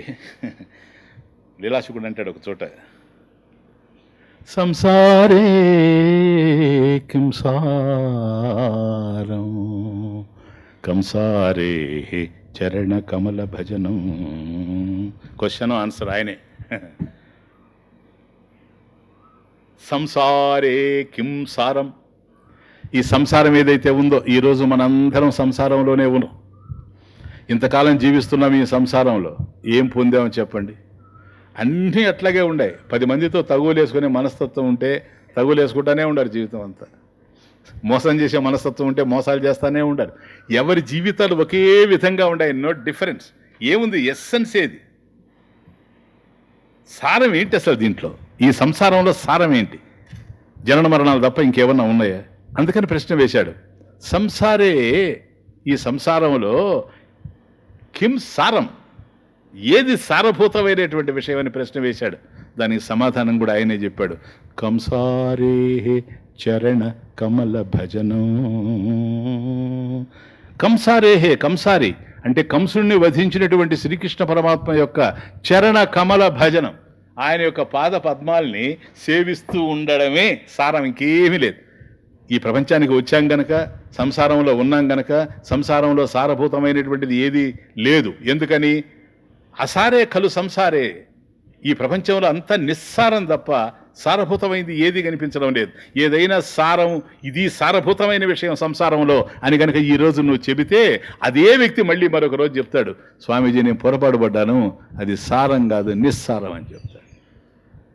కాబట్టి కంసారేహే, కంసుని వధించినటువంటి శ్రీకృష్ణ పరమాత్మ యొక్క చరణ కమల భజనం, ఆయన యొక్క పద సరోజాలను నిరంతరం భజిస్తూ ఉండడం. అందువల్ల భజరే మనస, భజిస్తూ ఉండాలి. అది అంటే భజ సేవాయాం అని ఉత్పత్తి.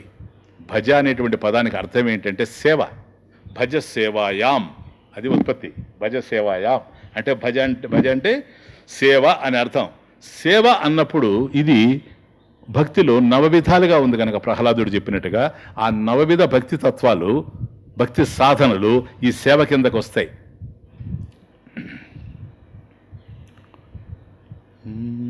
స్మరణం కీర్తనం విష్ణో, శ్రవణం కీర్తనం విష్ణో, స్మరణం పాదసేవనం, అర్చనం వందనం దాస్యం సఖ్యం ఆత్మనివేదనం. ఈ 9 రకాలైనటువంటి భక్తి సాధనలు ఏవైతే ఉన్నాయో ఇవన్నీ సేవ.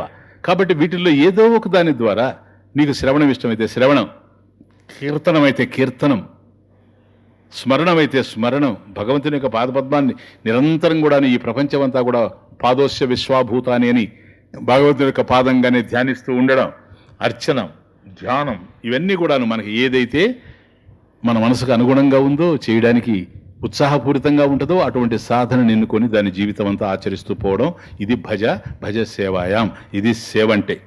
కనుక దీనివల్ల ఏం జరుగుతుంది? అదే ఏ జనన మరణ సంసార రూప సుడిగుండంలో పడి కొట్టుమిట్టాడుతూ ఉన్నామో దాని నుంచి బయటపడిపోతాం, అంతకన్నా ఇంకేం లేదు. ప్లీజ్ చింతయన్ చేతసా కృష్ణం ముక్తో భవతి సంస్కృతే. ఉపనిషత్ గోపాలతాపిని అనే ఉపనిషత్, గోపాలతాపిని ఉపనిషత్. దాంట్లో అంటాడు,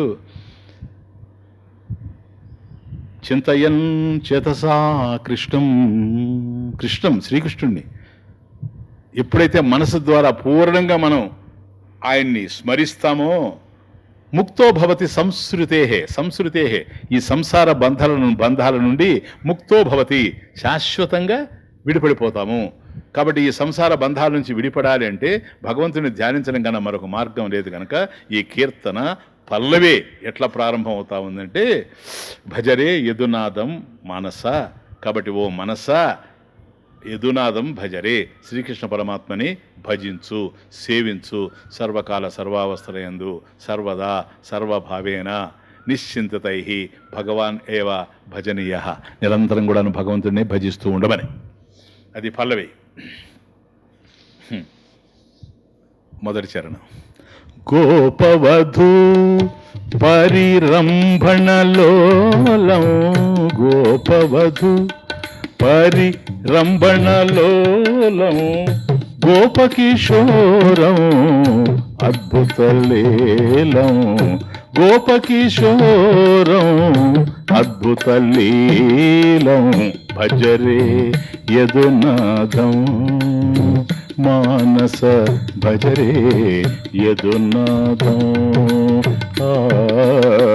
భజరే యదునాదం మానస, భజరే యదునాదం. కాబట్టి శ్రీకృష్ణుని భజిస్తే ఏం జరుగుతుందండి? ముక్తో భవతి, ముక్తి కలుగుతుంది. ఇప్పటి వరకు ముక్తిని గురించి 4 సంవత్సరాలుగా వింటూ ఉన్నాం. ఏది స్వామీజీ, దాంట్లో అంతా ఆత్మ ఆత్మ ఆత్మ ఆత్మ, అదే ఇది. నాయమాత్మా ప్రవచనేన లభ్య నమేధయా బహునా శ్రుతేన యమైవ ఏష వృణుతే తేన లభ్య తస్యైషాం ఆత్మా వివృణుతే తనూం స్వాం. నచికేతుడికి యమధర్మరాజు చెప్పింది కఠోపనిషత్తులో, అయ్యా నాయమాత్మ ప్రవచనేన లభ్య, నాయమాత్మ న అయం ఆత్మ, అయం ఆత్మ, ఈ ఆత్మ ప్రవచనేన న లభ్య. ఎన్ని ప్రవచనాలు విన్నా ఆత్మతత్వం తెలియదు. ఎట్లుంది కఠోపనిషత్. దీని మీద ఒక 30-40 ఉపన్యాసాలు నేను చేశాను, శ్రద్ధగా మీరు విన్నారు. నాయమాత్మ ప్రవచనేన లభ్య, ప్రవచనేన ఆత్మ నలభ్య. కాబట్టి ప్రవచనాల వల్ల ఆత్మ తెలిసే అవకాశం లేదు. నెక్స్ట్, నా మేధయా, నేను మహాజ్ఞానిని మహాబుద్ధిశాలిని కాబట్టి నేను తెలుసుకోగలను. కుదరదు సార్. నా లభ్య, మేధయా నలభ్య. తర్వాత నాయమాత్మ ప్రవచనేన లభ్య న మేధయా బహునా శ్రుతేన. అన్ని వినడం వల్ల అనంతకోటి మంత్రాహ చిత్త విభ్రమకారక, వింటూ పోవడమే. చివరికి ఏంటంటే బాగా చెప్పాడని అందుకన్నా ఇంకేమీ మిగలదు. కాబట్టి అనేకంగా వినడం వల్ల కూడాను, శ్రవణం చేయడం వల్ల కూడా లభ్యం కాదు. కానీ శ్రవణమేవ సాధనం అని మనం ఇంతవరకు అన్నాం. ఇది కొద్దిగా బాగా అర్థం చేసుకోండి. ఎందుకంటే మళ్ళీ మీకు ఆ విధమైనటువంటి సందేహాలు రాకూడదని ఈ ప్రశ్న ఇక్కడ లేవనెత్తాను, ఇంకేం లేదు. లేకపోతే నా సబ్జెక్ట్కి దీనికి సంబంధం లేదు, ఊరికి ఇంతే. యమైవ ఏష వృణుతే తేన లభ్య, యం ఏవ ఏష వృణుతే తేన లభ్య. ఎవరైతే ఆ ఆత్మతత్వాన్ని ఎన్నుకుంటారో, ఇది నాకు కావాలని, తేన వాళ్ళ చేత పొందబడతా ఉంది. అది ఎందుకో తెలుసా? తస్య ఏషాం ఆత్మ తస్యైషామాత్మ వివృణుతే తనూం స్వాం. ఆత్మ తనూం స్వాం, స్వాం తనుం, తన యొక్క స్వరూపాన్ని వివృణుతే, చక్కగా అభివ్యక్తం చేసేస్తుంది వాళ్ళకి. అంటే ప్రకాశయతి, వివృణుతే ప్రకాశయతి, చక్కగా ప్రకాశింపజేస్తుంది. ఎవరికైతే కావాలనుకుంటాడు. కేవలం అంటే అక్కడ ఏంటి ప్రవచనం అంటే ఏదో ఆషామాషిగా మాట్లాడేటువంటి టీవీ ఉపన్యాసాలు ఉన్నాయి, వాటి వల్ల తరించేది ఏమీ లేదు. అట్లాగే మేధయ నాకు బాగా ఆలోచించగలను అనుకుంటాడే వాడు కూడా పట్టుకోలేడు. ఎందుకని సంప్రదాయ గాడిలో నిలబడి అర్థమైతేనే తెలుస్తుంది, కానీ మనసుతో తెలిసే అవకాశం లేదు. యన్మనస నమనుతే. నెక్స్ట్ బహునా శృతేన, అనేకం వినంత మాత్రాన్ని కూడాను. కాబట్టి అనేకం వినడం వల్ల ఏదో విషయ సేకరణ జరగచ్చేమో కానీ, విషయ గ్రహణం జరగచ్చేమో కానీ సత్యం తెలుసుకోగలడా లేడా? ఎవడైతే నాకు సత్యం కావాలి అనేటువంటి పురుషార్థ నిశ్చయం జరిగి ఆత్మే నాకు కావాలనుకుంటాడో, దానికోసం తీవ్రంగా పురుషార్థ నిశ్చయం కలిగి ఎవడైతే ప్రయత్నం చేస్తాడో వాడికి ఆత్మ తెలియబడుతూ ఉంది అనేది కఠోపనిషత్తులో. కానీ ఇక్కడ గోపవధూ పరిరంభణలోలం, మొదటి లైన్ గోపవధూ పరిరంభణ లోలం. గోపవధు గోపికల్ని పరిరంభణ ఆలింగనం చేసుకోవడంలో లోలం నిమగ్నమై ఉన్నటువంటి వాడు లోలుడు. అది ఇంకే లేదు. ఇక దీనికి దానికి ఏంటి స్వామీజీ కనెక్షన్ అని అదే భాగవతం చెబుతూ ఉంది. అయ్యా కఠోపనిషత్తు విన్నారు, అన్నీ విన్నారు, భాగవతం కూడా విన్నారు, కనుక సమన్వయం చేసుకోలేకపోతాను. నేను ఒక మాట చెప్తాను. నేను ఏదైతే ప్రవచనం వల్ల లభ్యం కాదు, మేధస్సు వల్ల లభ్యం కాదు, బహునాశ్రుతేన అనేకం వినడం వల్ల కూడా లభ్యం కాదని చెబుతూ ఉందో కఠోపనిషత్తు, మేము చెప్తాం రండి. అతను ఎక్కడున్నాడో మేము చెబుతాం రండి. ఆ పరమాత్మ ఎక్కడున్నాడో, ఆత్మస్వరూపం ఎక్కడుందో దాన్ని నువ్వు తెలుసుకోవాలనుకుంటున్నావు కాదు, మా దగ్గర రా, మా దగ్గర ఉంది కీ, మా దగ్గర ఉంది. ఎవరి దగ్గర? భాగవతం దగ్గర ఉంది కీ. ఏనే కదా పరమాత్మ, ఇంకోరన్నా ఏనే కదా, మా దగ్గర ఉంది కీ. వరమిమముపదేశ ఆద్రియద్వం, వరమిమముపదేశమాద్రియద్వం, నిగమవనేషు నితాంతచార ఖిన్నా, వచినుత భవనేషు వల్లవీనా, ఉపనిషదర్థం ఉలూఖలే నిబద్ధం. కమాన్ రండి, మేము చూపిస్తాం రాయని. ఎవరినయ్యా? ఎవరికి? ఎవరిని బీచేది నువ్వు? It is a challenge. అయ్యా మేము ప్రవచనాలతో తెలుసుకోలేము, మేధస్సుతో తెలుసుకోలేము, ఎన్ని విన్నా తెలుసుకోలేము అంటున్నావు కదా. కమాన్, నేను పట్టిస్తాను రా అంటుంది భాగవతం. This the beauty. ఎవరికి? నిగమవనేషు నితాంతచార ఖిన్నా. బాగా అర్థం చేసుకోండి. వెరీ బ్యూటిఫుల్ శ్లోక. వరమిమముపదేశమాద్రియద్వం. వరం అంటే శ్రేష్టమైనటువంటిది, వరం అంటే శ్రేష్టమైనటువంటిది. ఇమం, దిస్ ఇమం ఉపదేశం, మేము చెప్పేటువంటి ఉపదేశాన్ని ఆద్రియత్వం మీరు చక్కగా అర్థం చేసుకోండి, దీన్ని ఆదరించండి, అంగీకరించండి. ఏంటయ్యా? ఎవరికి నువ్వు చెప్పేది? నిగమవనేషు నితాంతచార ఖిన్నా. నిగమవనేషు, నిగమ అంటే వేదాలు కదా, వనేషు అంటే అరణ్యాల్లో, వేదారణ్యం. వేదారణ్యంలో తిరిగి తిరిగి ఇప్పుడు ఒక ఉపనిషత్తులో ఒక మంత్రం మనం చూసింది, సరేనా? వేదాలన్నీ ఉపనిషత్తుల్లోనే ఉన్నాయి, అందుకని వేదాంతాలు. కాబట్టి వేదారణ్యంలో పరిభ్రమించి నితాంత మిక్కిలి చార తిరిగి తిరిగి పరిభ్రమించి ఖిన్నాహ ఎవరైతే అలసిపోయి ఉండారో, మాకు పరమేశ్వరుడు దొరకలేదు, మేము ఎంత చదివినా మాకు అర్థం కావడం లేదు, ఎన్ని ఉపనిషత్తులు విన్నా మాకు అర్థం కావడం లేదు అని ఎవరైతే అనుకుంటూ ఉన్నారో నితాంత చార ఖిన్నాహ, మేము చెప్తాం రండి. విచినుత భవనేషు వల్లవీనాం భవనేషు. గోపికల ఇళ్ల ముందు మేము పట్టిస్తాం రాతన్ని. అతను ఎక్కడున్నాడో మేము పట్టిస్తాం. వల్లమీ వెల్లవీనాం భవనేషు, గోపికల యొక్క ఇళ్ల ముందు ఏ పరతత్వం అయితే, ఏ పరమాత్మతత్వం అయితే నీకు ప్రవచనాలకు అందదని, మేధస్సుకు దొరకదని, ఎన్ని విన్నా అర్థం కాదని, అవచనాంచ మేము చెప్పలేకపోతున్నామని వేదాలు కూడా అన్నయో, అటువంటి పరమాత్మ ఉపనిషదర్థం, ఉపనిషత్తుల్లో ఏ పరతత్వం అయితే బోధించబడిందో ఆ ఉపనిషత్తుల యొక్క పరమార్థం ఉలూకలే నిబద్ధం. రోటి గట్టేసి ఉండారు. రండి చూపిస్తాం మేము అతన్ని. కమాన్. What a wonderful. రోటికి కట్టేసి ఉండారయ్యా. గోపికల ఇళ్ల ముందు కట్టేసి ఉండారు అతన్ని. కదలడం లేదు. అలానే మేము చూపిస్తాం అని ఒక ఛాలెంజ్ విసిరింది. ఇది భాగవతం యొక్క ఛాలెంజ్.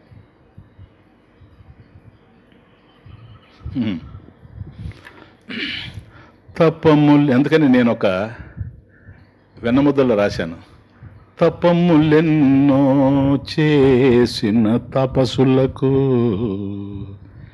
కృష్ణ, తపములెన్నో చేసిన తపసులకు, యోగి వరులకు దక్కని ప్రభువు నీవు. చూసావా, యోగులు ప్రయత్నం చేశారు, వాళ్ళు పట్టుకోలేకపోయారు. వేదాంతాన్ని గాలించేశారు, వాళ్ళు పట్టుకోలేకపోయారు. తపములెన్నో చేసిన తపసులకు, యోగి వరులకు దక్కని ప్రభువు నీవు, గొల్ల ఇండ్ల ముందు కాపు ఎందుకయ్యా. నేను అడిగాను స్వామిని, ఏమయ్యా నీ స్థాయి అది కదా, గొల్ల ఇండ్ల ముందు కాపు ఎందుకయ్యా, నీ అడుగుల కడ పడి ఉందు చిన్ని కృష్ణ కృష్ణ.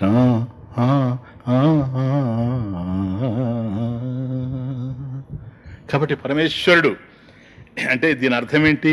ఎక్కడ భక్తి ఉందో అక్కడ భగవంతుడు ఉండాడు. ఇది భక్తితో మిళితమైనటువంటిది అద్భుతమైన కీర్తన.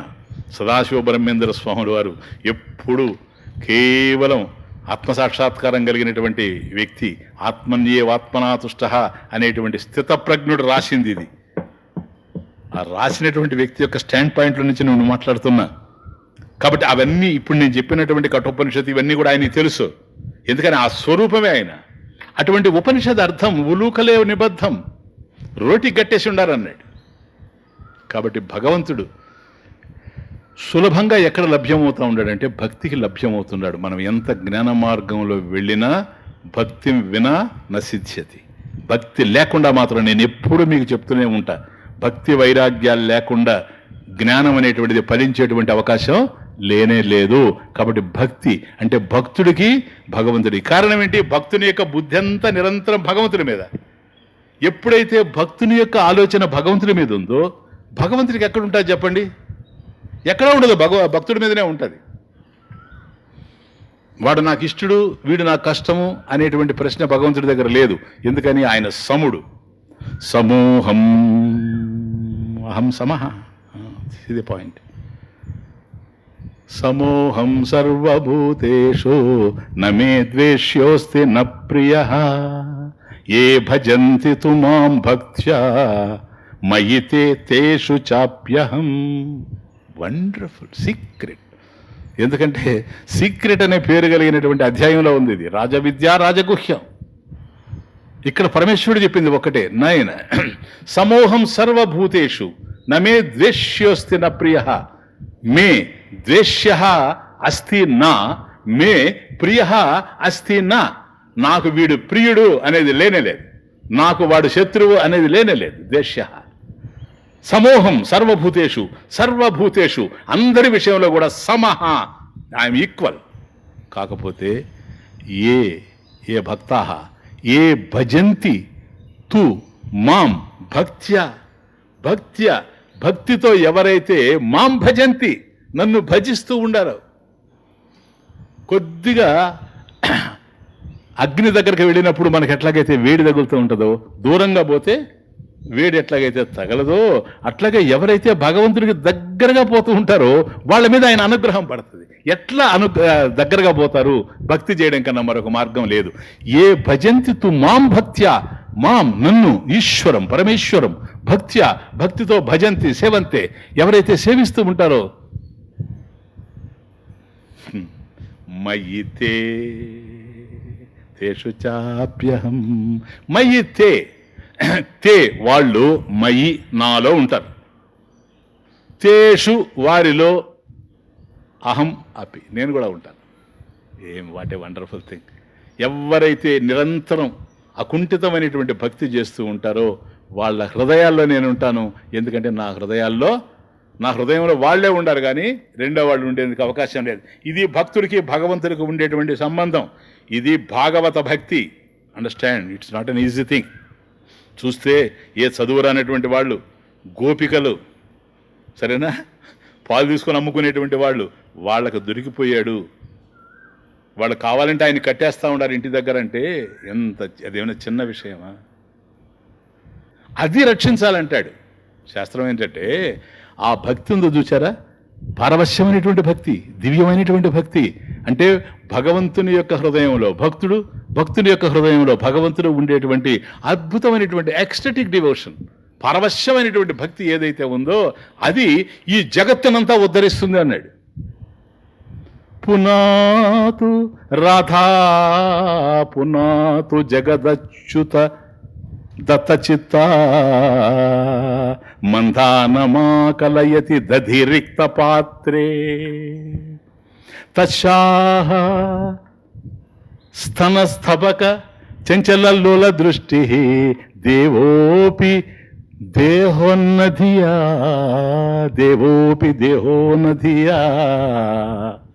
వృషభం నిరుంధన్. ఈ ఒక్క ఎగ్జాంపుల్ చాలు. ఏంటండి స్వామీజీ ఆ శ్లోకం? ఏం లేదు. పునాతు అంటే పవిత్రం చేయుగా. కానీ ఈ శ్లోకంలో భావం ఏంటంటే ఒక భక్తుడిని ఒక భగవంతుడిని చూపిస్తూ ఉన్నాడు. వీళ్ళిద్దరి మధ్య ఏ ప్రేమ అయితే ఉందో ఈ ప్రేమ ముల్లోకాలని సర్వత్రా రక్షించుగాక, ఈ జగత్తుని పునీతం చేయుగాక, పవిత్రం చేయుగాక. ఏ ప్రేమ అండి అది? రాధా పునాతు జగతామచ్యుత. రాధా పునాతు జగతాం, రాధని తీసుకున్నాడు భక్తురాలు. జగతాం పునాతు, ఆవిడ ఈ జగత్తును పునీతం చేయుగాక, పవిత్రం చేయుగాక. ఎట్లా చేస్తుందండి?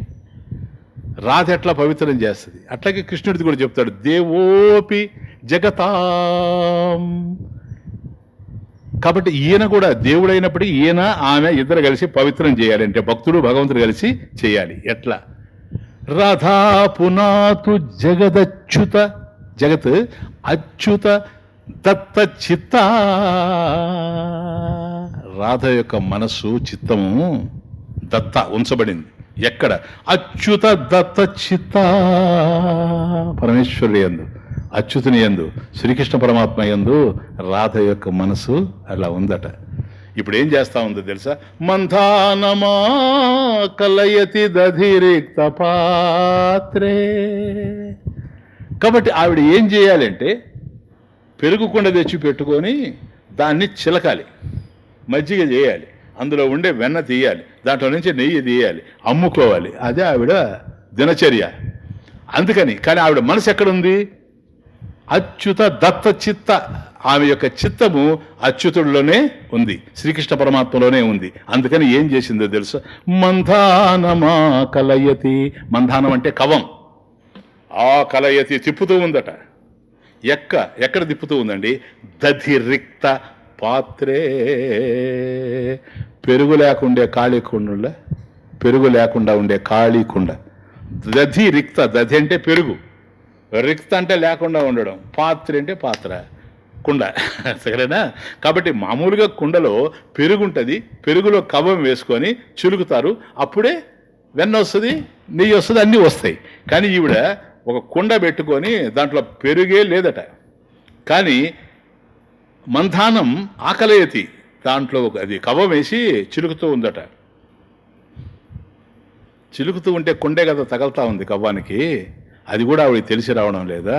తెలిసి రావడం లేదంటే ఆవిడ మనసు ఏమైంది? ఏది ఉంటే కదా, ఎక్కడికి పోయింది? అచ్యుత దత్త చిత్త మందానమా కలయతి దధిరిక్త పాత్రే. చూడండి, ఇది భక్తుని యొక్క స్థితి. కేవలం భగవంతుడి మీదనే ఉంది. ఇక్కడ ఉంటే ఈ పని చేయగలదు మనసు, కానీ అక్కడ ఉంది, ఏం చేయాలనో తెలియలేదు. ఇప్పుడు ఆయన ఏం చేయాలి? మైతే తేషు జాప్యహం, వాళ్ళలో నేనుంటాను, నాలో వాళ్ళు ఉంటారు. ఎందుకని? ఏ భజంతి తుమాం భక్త్య, భక్తితో ఎవరైతే నన్ను సేవిస్తూ ఉండారో, భజిస్తూ ఉండారో. ఇంతకన్నా భక్తి ఏముంది? ఆవిడకి ఏమీ తెలియడం లేదు. కృష్ణుడే ఉన్నాడు ఆమె మనసులో, మనసంతా కూడా కృష్ణుడు ఏందే వచ్చింది. ఇప్పుడు ఆయనట దేవోపి దేవ అపి, ఆయన దేవుడే అయినప్పుడు కూడాను దోహనధియా ఆయన కూడా పాలు తీయాలి. దొగ్ధ గోపాలనందనక దోహనధియ, ఆ బుద్ధితో నేను పాలు తీస్తాను అనేటువంటి బుద్ధితో ఆవిడ అక్కడ చేస్తూ ఉంటే ఈయన ఎదురుగుండా తీసుకొని వచ్చి ఒక పశువుని ఒక చోట కట్టేసుకున్నాడట. కట్టేసుకొని అక్కడ కూర్చొని ఇప్పుడు దొగ్ధ గోపాల నందన ఇక్కడ పాలు తీస్తూ ఉండాడు. వస్తున్నాయా? అక్కడ వెన్న రావడం లేదు, మజ్జిగ రావడం లేదు, ఇక్కడ పాలు రావడం లేదు. ఎందుకని ఇక్కడ పాలు రావడం లేదంటే ఆవిడ విషయం మనకు అర్థమవుతా ఉంది. రిక్త పాత్రే, దధిరిక్త పాత్రే, పెరుగు లేనిటువంటి పాత్ర కనుక ఆవిడ విషయం మనకు అర్థమవుతుంది. ఈయన విషయం ఏంటని, ఈయన కథ ఏందో తెలుసా? వృషభం నిరుంధన్ పో. ఈయన అక్కడి నుంచి ఆవుని తీసుకొచ్చి కట్టేసుకొని ఆవిడ చూసేటట్టుగా ఆవిడని చూస్తూ పాలు తీయాలనుకొని ఎద్దుని తీసుకొని వచ్చి కట్టేసి వృషభం నిరుంధన్ ఆడ కట్టేశాడు. ఇప్పుడు ఎద్దు దగ్గర తీస్తా ఉంటాడు పాలు. రాధా పునాతు దేవ పునాతు జగత.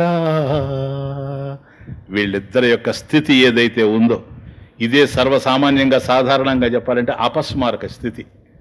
ఇటువంటిది యావత్ ప్రపంచాన్ని సర్వ జగద్రక్ష, యావత్ ప్రపంచానికి ఇదే జగద్రక్ష. ఎందుకో తెలుసా? భక్తి అంత చేసుకుంటూ పోతా ఉంది. అంటే భక్తురాలు హృదయంలో భగవంతుడు ఉన్నాడు, భగవంతుని యొక్క హృదయంలో భక్తురాలు ఉంది. చూడండి ఎంత బ్యూటిఫుల్.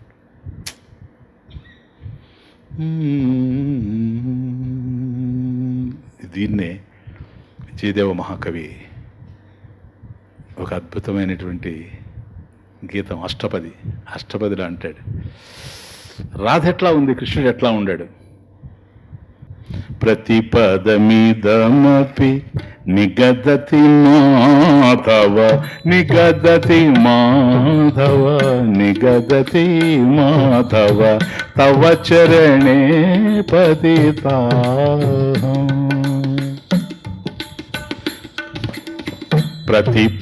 ప్రతిపదమిదమపి నిగదతి మాధవ నిగదతి మాధవ నిగదతి మాధవ తవ చరణే పతితాహం.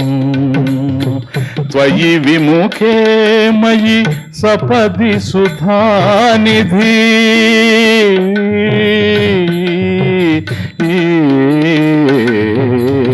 త్వయి విముఖే మయి సపది సుధానిధి రపితను తే తనుదాహం. సావిరహే తవ దీనా రాధా సావిరహే తవ దీనా రాధా సావిరహే తవ దీనా. సా తవ విరహే దీనా, హే కృష్ణ. సా జయదేవుడు చెప్తున్నాడు, ఆ రాధ తవ విరహే నీ విరహంలో దీనురాలై ఉంది.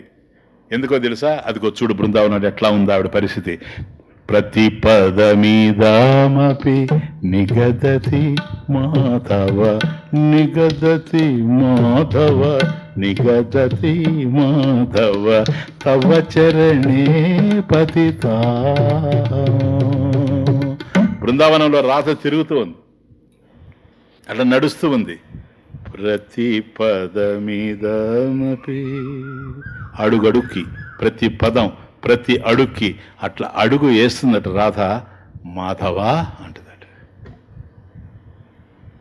ఆ మనసులో ఇంకోటి లేదు, మాధవుడే ఉన్నాడు మనసులో. మళ్ళీ ఇంకొక అడుగేస్తుందట, మాధవ అంటదట. నిగదతి చెబుతూ ఉందట. అట్లా నిగదతి అంటే చెబుతూ ఉందని అర్థం. ప్రతిపదమిదమపి నిగదతి మాధవ, నిగదతి మాధవ, నిగదతి మాధవ. మాధవ మాధవ మాధవ మాధవ, ఇంక ఎంతసేపు అయినా అట్లాగే చెప్పుకుంటూ పోతూ ఉందట. ఏముందో, ఎంత సుఖమున్నదో నీ పేరులోనా,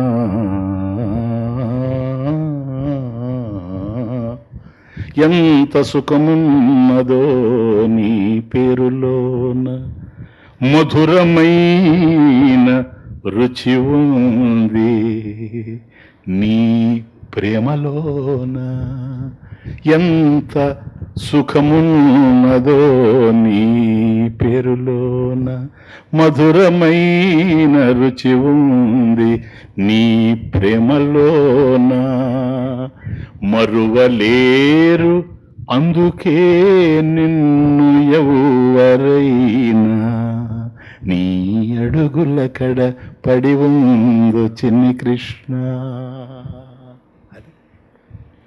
నిగదతి మాధవ, నిగదతి మాధవ, మాధవ మాధవ అంటూ ఆయన కోసం వెతుకుతూ ఒక దశలో అడుగు కూడా పడకుండా తవ చరణే పతితా ప్రతిపదమిదమపి నిగదతి మాధవ, నిగదతి మాధవ, నిగదతి మాధవ, తవ చరణే పతితాహం. త్వయి విముఖే మయి సపది సుధానిధి,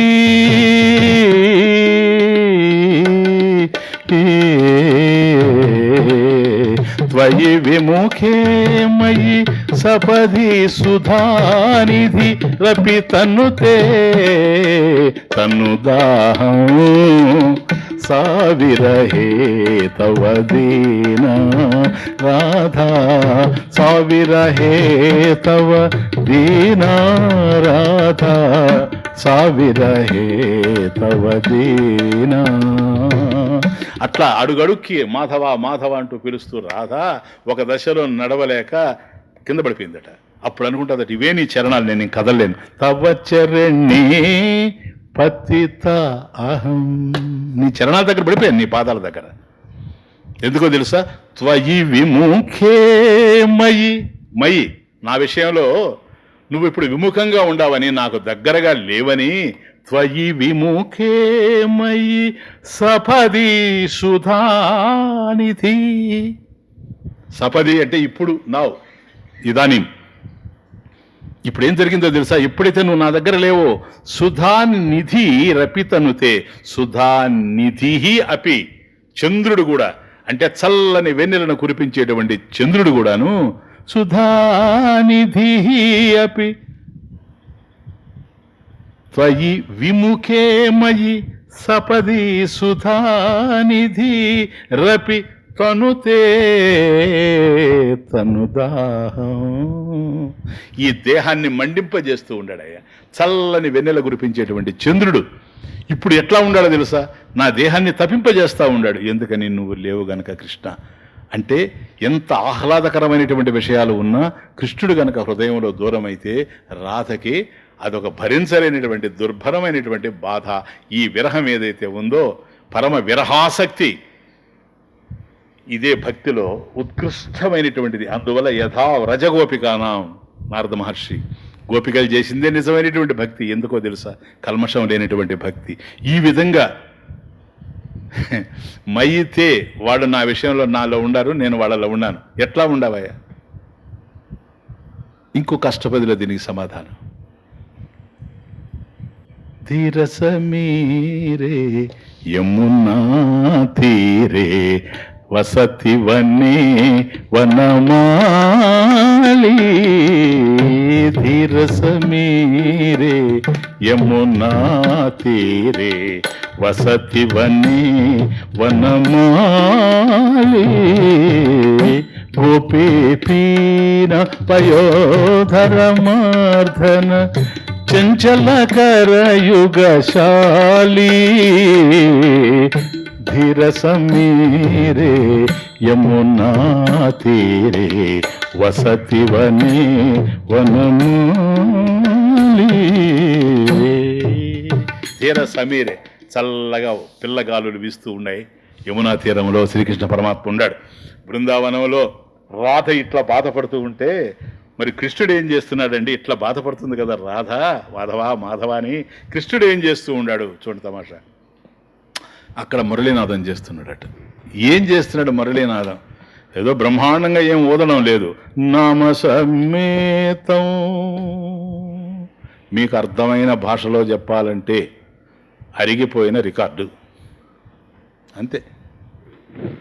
ఏంటో తెలుసా? నామ సమేతం.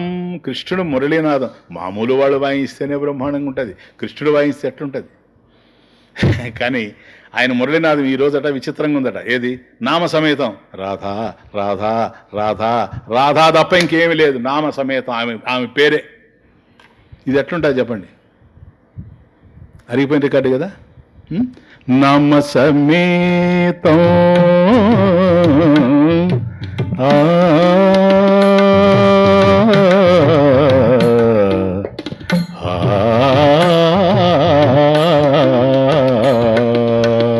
నామ సమేతం కృత సంకేతం వాదయతే మృదు వేణో హరి. నామ సమేతం రాధా రాధా అంటూ పలుకుతూ ఉందట ఆ మురళి. కృత సంకేతం, పైగా ఇంకొక సంకేతం చేస్తా ఉన్నాడు. ఇక్కడి నుంచి మెసేజ్ కూడా పోతా ఉంది. ఏంటో తెలుసా మెసేజ్? రాధా నేను ఇక్కడ ఉన్నానే, నువ్వు ఎక్కడున్నావు, ఇంకా నా దగ్గరకు రాలేదేంటి అని శ్రీకృష్ణ పరమాత్మ యమునాది తీరంలో ఊతూ ఉన్నాడట మురళీనాథం.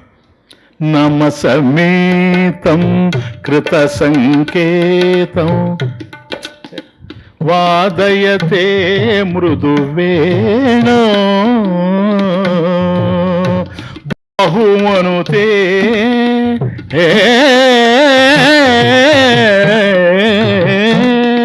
బహుమనుతే నను తే తను సంగత పవన చలితమ పేరేణో.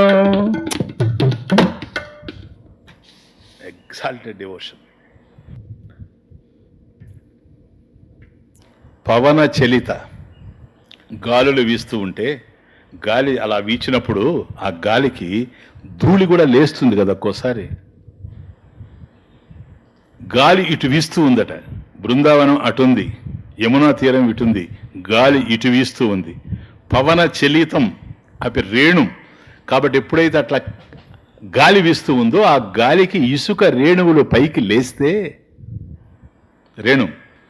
ఇసుక రేణువులు పైకి లేస్తే రాధ ఇక్కడ ఉంది గనక ఈ గాలి ఈ ఇసుక రేణువులు అక్కడ లేచిన తరువాత ఆ వైపు నుంచి ఈ వైపుకి వస్తున్నాయట. వాటిని చూచి బహుమనుతే, వాటిని ఎంతో గొప్పగా ఆదరిస్తూ ఉండాడట. రండి రండి రండి, ఎందుకనంటే మీరు ఈ వైపు నుంచి వచ్చారు. ఓ గాలి, నువ్వు ఈ వైపు నుంచి వచ్చావు, నువ్వు బహుశా బహుమనుతే తను సంగత. రాధ యొక్క శరీరానికి టచ్ అయి ఉంటావు, సంగత. కాబట్టి రాధ యొక్క దేహాన్ని స్పృశించి నా దగ్గరకు వస్తున్నావు గనక నువ్వు పవిత్రమైపోయావు. రాధను స్పృశించడం వల్ల, నిన్ను తాకడం వల్ల నేను పవిత్రమయ్యాను అనుకుంటాడట శ్రీకృష్ణ పరమాత్మ. What a wonderful. ఇంక ఇట్లాంటి భగవంతుడిని ఎక్కడ పట్టుకోగలం చెప్పండి?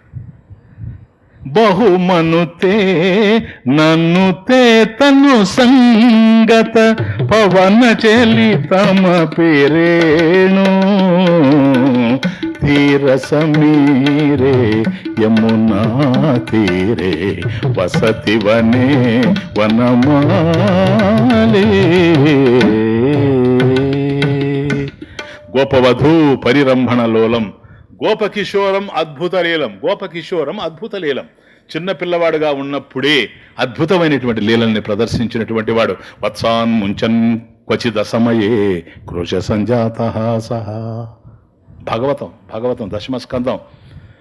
వత్సాన్ ముంచన్ క్వచిత్ అసమయే, క్వచిత్ అసమయే అంటే కాలంగాని కాలంలో వత్సాన్ ముంచన్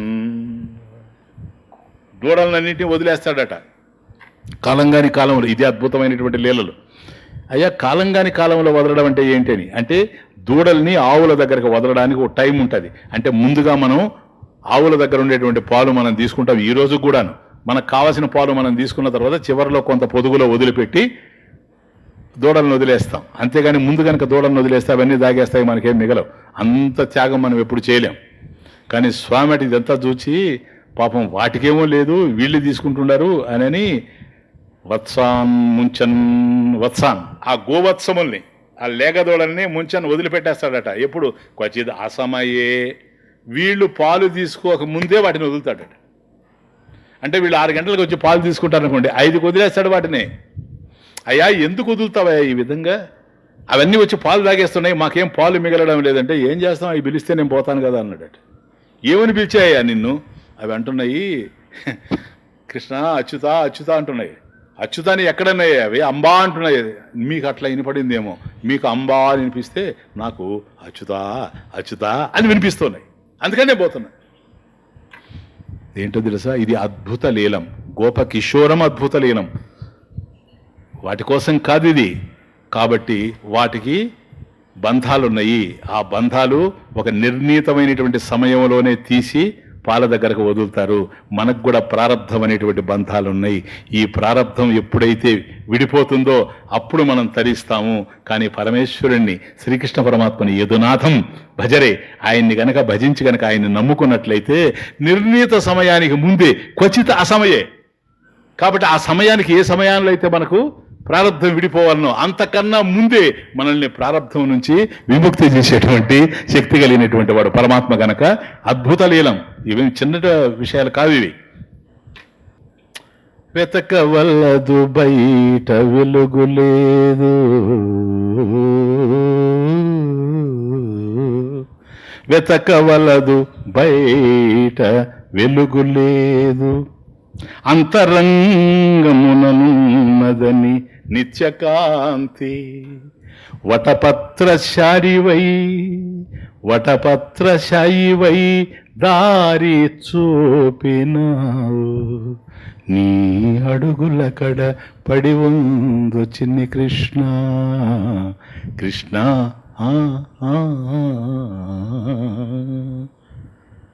నోట్లో బొటన వేలు వేసుకొని ఉండేటువంటి పిల్లల్ని చూచాం. లాలాపానం ఇవ అంగుష్ఠే బాలానాం క్షీర విభ్రమ. కాబట్టి ఈ అంగుష్టంలో నుంచి బొటన వేలులో నుంచి పాలు వస్తున్నాయని నోట్లో బొటన వేలు వేసుకునేటువంటి పిల్లల్ని చూచాము. కానీ ఖాళీ బొటన వేలు వేసుకునే వాళ్ళని ఎక్కడైనా చూచారా మీరు? ఆయన వటపత్రశాయి. ఇది అద్భుత లీలం. గోపకిషోరం అద్భుత లీలం. చిన్న పిల్లవాడుగా ఉన్నప్పుడేటువంటి అద్భుత లీలన్నీ కూడా నువ్వు ప్రదర్శించాడు. దేనికయ్యా అంటే నువ్వు నడుస్తూ ఉన్నావు, నీ నడక మంచిది కాదు, your behaviour is not good. ఎందుకో తెలుసా, నువ్వు ఏ విధంగా అయితే ఈరోజు నడుస్తూ ఉన్నావో ఆ నడకలో ఆ మార్గంలో వెళ్ళి నిత్య శాంతిని పొందాలనుకుంటున్నావు. నిత్య శాంతి నిత్య కాంతి అటు రాదు. వెతకవల్లదు బయట వెలుగులేదు, అంతరంగమున ఉన్నది నిత్యకాంతి. లోపల ఉంది కానీ బయట లేదయ్యా. ఆత్మానందం లోపల ఉండేది, అంత ఆంతర్యంలో ఉంది. నీ ఆత్మలో ఉంది కానీ ఆనందం బాహ్య ప్రపంచంలో లేదు. కానీ దాని వైపు పరిగెత్తున్నావు కదా, అది తప్పు అని వటపత్రశాయివై దారి చూపినావు. ఇట్లా ఎక్స్ట్రావర్ట్ కావడం కాకుండా ఇట్లా ఇంట్రావర్ట్ అయిపోండి అని నడక ఇటు కాదు ఉండాల్సింది, ఇటు పోవాలి. ధ్యానపూరితంగా లోపలికి వెళ్ళండి. ప్రాపంచిక ధ్యాస కాదు, భగవంతుని యొక్క ధ్యానం అని మనకు మార్గం చూపి అద్భుత లీలం. ఇది ఒకటి కాదు రెండు కాదు, ఎందని చెప్తాం. తదపి ద్వ్యంగుళం న్యూనం యద్యదాతత్త బంధనం. న్యూనం అంటే తక్కువగా ఉండడం అని అర్థం. ద్వ్యంగుళం న్యూనం. తదపి అంటే ఒకదాన్ని తీసుకొచ్చి కట్టినా ఆ తరువాత తదపి అప్పటికి కూడాను వెంగుళం న్యూనం, న్యూనం వెంగుళం అంటే 2 అంగుళాలు తక్కువగా ఉందట ఆయన బంధించడానికి. యశోద ట్రై చేస్తే ఆయన కట్టేయాలని 2 అంగుళాలు, జంగుళం న్యూనం యద్యదాతత్వ బంధనం, ఆయన్ని కట్టేయడానికి. ఎందుకని? మళ్ళీ ఇంకొకటి తీసుకొని వచ్చి సంధత్తే, ఇంకో త్రాడు తీసుకొని వచ్చి ఈ త్రాడుకు ముడేస్తే మళ్ళీ తిప్పితే 2 అంగుళాలేనట్టు. అరే ఇంతకుముందు 2 అంగుళాలే ఉన్నది, ఇప్పుడు మళ్ళీ ఇంకో తాడు తెచ్చి కట్టాము, అయినా 2 అంగుళాలు. మరి ఇంకో తాడు దాండి అంటే ఇంకో కాను తీసుకొచ్చిందట గోపిక. ఆ తాడు తీసుకొని వచ్చి కడితే మళ్ళీ తిప్పితే 2 అంగుళాలే. ఏం బొజ్జ సార్ అది, సంపద బొజ్జ, మనందరినీ ఉద్ధరించే బొజ్జ. 2 అంగుళాలు ఏంటయ్యా ఇది? అద్భుత లీలం. నన్ను బంధించాలంటే, మీ హృదయంలో నన్ను బంధించాలంటే అడ్డుగా నిలిచుండేది 2 అంగుళాలే. ఒకటి అహంకారం, రెండోది మమకారం. ఈ 2 తొలగించుకోండి, నన్ను బంధించేస్తారంతే. ఆ 2 అడ్డు నిలుస్తున్నాయి, అవరోధాలుగా ఉన్నాయి అని ఈ విధమైనటువంటి అద్భుతమైనటువంటి లీలలు ఎన్నో చేశాడు. స్వరూప శక్తి, తన యొక్క శక్తి ఏదైతే ఉందో, స్వరూప శక్తి కార్యై అద్భుతత్వాత ఇది అద్భుత. కాబట్టి అద్భుత లీలం, అద్భుతమైనటువంటి లీలలు చేయడమే కాదు, ఆయనే ఒక అద్భుతం సార్. అద్భుత లీలలు చేయకుండా ఎట్లుంటాడు? ఆయనే అద్భుతం. స్వామిజీ భగవంతుడు అద్భుతమా? ఎస్, అద్భుత. విష్ణు సహస్రనామం, విష్ణు సహస్రనామంలో అద్భుత అనేది కూడా ఒక పేరు భగవంతుడికి. అద్భుత, అద్భుతత్వాత్. కాబట్టి పరమేశ్వరుడు అద్భుత స్వరూపం. ఎందుకని అద్భుతం చెప్పండి? భగవంతుడు అన్ని చోట్ల ఉండాడా లేడా? ఉన్నాడు కదా. అంతటా భగవంతుడు ఉన్నాడు, కానీ దేనికి అంటుకోడు కదా. అసంగ, అది అద్భుతం. అన్ని రూపాలు తనయే కదా, కానీ ఆయనకంటే ఒక రూపం ఉందే, అద్భుత. అవాంగ్ మనసు గోచరుడు కదా, వాక్కుకి మనసుకు అందడు కదా. యతో వాచో నివర్తంతే అప్రాప్య మనసా సహా. కానీ నీకెట్లా తెలుస్తూ ఉంటాడు? శాస్త్రం ద్వారానే తెలుస్తూ ఉంటాడు కదా. ఇదేంటి? వాక్కు మనసే కదా. అద్భుత. అనోరణీయాన్ మహతో మహియ. అణువు ఎప్పుడు మహత్తు కాదు, మహత్తు ఎప్పుడు అణువు కాదు. ఈయన అణువులో అణువు, మహత్తులో మహత్తు. అణువు కన్నా అణువైనటువంటి వాడు, మహత్తు కన్నా మహత్తు అయినటువంటి వాడు. ఇంతకన్నా అద్భుతం నీకేం కావాలి చెప్పండి? కాబట్టి ఎక్కడ చూచినా, ఏది చూచినా అద్భుతమే. ఎందుకని? కాలహ అస్తి, టైమ్ ఈజ్. దేశ అస్తి, స్పేస్ ఈజ్. కాలం ఉంది. కాలం ఏంటి అని ఆలోచిస్తే మీకు ఇప్పుడు తెలుసు. ఎంతో డిస్కస్ చేశాం మనం. కాలం ఏమిటి అని ఆలోచన చేస్తే చివరికి వచ్చేటప్పుడు కాలం లేదని తెలుస్తుంది, మాయాని. అది అద్భుతం. అట్లాగే దేశం ఏంటి అని ఆలోచించామనుకోండి, దేశం కూడా లేదని తెలుస్తుంది. ఎందుకంటే అది అద్భుతం. ఇదంతా మాయ. ఏం మాయ? మహామాయ. మహామాయ కూడా విష్ణు సహస్రనామంలో పేరు. విష్ణు సహస్రనామంలో లేదు. పరమేశ్వరుడికి మహామాయ అని పేరు. ఇదిగో ఇవన్నీ చేస్తాడు కనుక గోపకిషోరం అద్భుత లీలం. కాబట్టి గోపబాలుడిగా ఉండే అద్భుతమైనటువంటి లీలల్ని ప్రదర్శించినటువంటి వాడు. ఇదంతా మాయ గదు. కపట భజరే యదునాథం మానస భజరే యదునాథం. కపటాంగీకృత మనుష వేషం కపట నాట్యకృత కృష్ణ సువేషం భజరే యదునాథం మానస భజరే యదునాథం. మాయామానుష విగ్రహుడు అందు కదా. లీలామానుష విగ్రహుడు, మాయామానుష విగ్రహం, మహామాయ. ఇవంతా ఆయన మాయే గనక ఆయన విగ్రహం కూడా మాయే. ఎందుకని? శ్రీకృష్ణుడు ఈ రూపంలో ఉండాలని మనం డిసైడ్ చేయగలమా? ఈ రూపంలో కనుక శ్రీకృష్ణుడే ఉంటే గోవర్ధనగిరిని ఎట్లా ఎత్తుతాడు? శ్రీకృష్ణుడు ఆ రూపమే గనక అయితే, రథంలో కూర్చునేటప్పుడు ఏ రూపం అయితే ఉందో అదే గనక ఆ రూపానికే గనక ఆయన పరిమితుడైతే విశ్వరూప సందర్శనం ఎట్లా జరిగింది? కాబట్టి అంతటా ఉండాడు, అది మాయ. సరేనా? కాబట్టి ఆయన ఒక లీలలు ప్రదర్శిస్తూ మాయామానుష విగ్రహుడుగా ఉన్నాడు. మన మధ్యలో మాయా నాటకాన్ని ఆడుతూ ఉన్నాడు. కపట నాట్యకృత కృష్ణ సువేషం. కాబట్టి అది మాయావేషం, కపట వేషం. అంటే లేకనే ఉన్నట్లు కనిపించడం. దేవికి ఏమో డెలివరీ పెయిన్స్ ఉన్నట్టుగా నాకు ఎక్కడ భాగవతంలో కానీ భారతంలో కానీ ఎక్కడ తెలియలేదు. శ్రీకృష్ణుని కన్నది ఎక్కడ? కారాగృహంలో. కాబట్టి పిల్లవాడిని కనేటప్పుడు ప్రతి తల్లికి తెలుసు వాళ్ళకి ఎంత బాధగా ఉంటుందో, ఎంత దుర్భరంగా ఉంటుందో, ఎంతగా ఏడుస్తారో ఇవన్నీ కూడాను. కానీ అక్కడ సౌండే లేదు. ఎందుకో తెలుసా? అది కనుక నిజంగా జన్మే అయితే సౌండ్ ఉండాలి. ఇది దివ్యమైనటువంటి జన్మ, లీలామానుష విగ్రహుడు, అందువల్ల లేదు. సరేనా? కాబట్టి ఆయన లీలామానుష విగ్రహుడు, ఆయన ప్రదర్శించినవంతా లీలలు. అందుకని చుట్టూ ఉన్న వాళ్ళు కూడా అయ్యే ప్రదర్శించారు. తమాషా చూడండి. అంగుళ్యాకః కవాటః ప్రహరతి కుటిలే మాధవః కిం వసంతః నో చక్రీ కిం ధరణీధరః.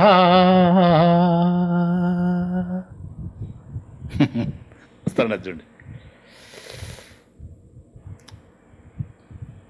శ్రీకృష్ణుడు వెళ్ళి ఒకరోజు, చాలా వెరీ బ్యూటిఫుల్ ఇన్సిడెంట్ ఇది, కంక్లూడ్ చేయబోతున్నానండి. ఒక గోపి ఇంటికి వెళ్ళి తలుపు తట్టాడట. జనరల్గా ఎట్ట తడతారు తలుపు చెప్పండి? మీరు ఇళ్ళకి వెళ్ళి వస్తూ ఉంటారు కదా, ఇంటికి వచ్చినప్పుడు తలుపు వేసేసి ఉంటే ఇటు తడతారు, అంతేనా? ఇటు తడతారు ఎవరన్నా? బొటన వెళ్తారు. అంగుళ్యాకః కవాటః ప్రహరతి. బ్యూటీ ఇదంతా అద్భుతలేమే. పోయి ఆవిడ్ని, ఆ తలుపుని ఇట్లా తట్టాడట. ఏది? బొటన వేలుతో తట్టాడు. అంగుళ్యాకః కవాటః ప్రహరతి. అయ్యా, ఈ తలుపుని ఆ విధంగా తట్టింది ఎవరు అని లోపల అడిగింది ఆ అమ్మాయి. తమాషా చూడండి, వెరీ బ్యూటిఫుల్ డిస్కషన్. ఈ శ్లోకం అంతా question answer, question answer, question reply, reply question. కహ ప్రహరతి, ఆ కొట్టింది ఎవడని అడిగింది. కోపం వచ్చేసింది స్వామికి. ఎందుకని? ఇట్లా కొట్టేది నేనే, ఇంకెవడు కొట్టడు. నాకు కొన్ని పద్ధతులు ఉన్నాయి కదా, లేదా? ఎందుకని? ఎవడైనా కొడతాడు, ఎవడైనా సరే ఇట్లా. అదే ఆ అమ్మాయిని దృష్టిలో పెట్టుకో. నీ భర్త వచ్చి కొడతాడు కదా తలుపు, ఇట్లా కొడతాడు, కానీ ఇట్లా కొడతాడా? ఎందుకని? నేనే కొట్టేది బొటనేలుతో. ఎందుకో తెలుసా? ఈ చేతికి 5 వేళ్ళున్న ఆధారమైనటువంటి వేలు ఇదే. ఆధారమానందమఖండ బోధం యస్మిన్ లయం యాతి పురత్రయంచ. నేను ఆధారమైన వాడి కనుక ఆధారంతోనే కొడతాను. ఇది నీకు తెలియకపోలేదు. ఎందుకని? అనేక సార్లు ఈ విధంగా కొడితే నువ్వు వచ్చావు, నాతో ఆడుకున్నావు. కానీ ఇప్పుడు మాత్రం చూడండి బాలకృష్ణుడు, ఇప్పుడు మాత్రం అడుగుతున్నావు. కహా, ఎవరు అని అడుగుతున్నావు. కుటిలే మాధవ. కుటిలే, ఏయ్ వంచకురాలా, మాధవ, నేను మాధవుడిని అన్నా. ఆవిడ అనుకున్నది, ఓహో కోపం వచ్చినట్టుంది ఆయనకి, ఇంకా కొద్ది ఆట పట్టిస్తామా. కిం వసంతః. లోపల నుంచి ఏదంతా, ఇక్కడ లోపల నుంచి క్వశ్చన్, బయట నుంచి సమాధానం. కిం వసంతః. ఓహో వసంతుడివే. ఎందుకనంటే మాధవ అంటే లక్ష్మీదేవి యొక్క భర్త మాధవ.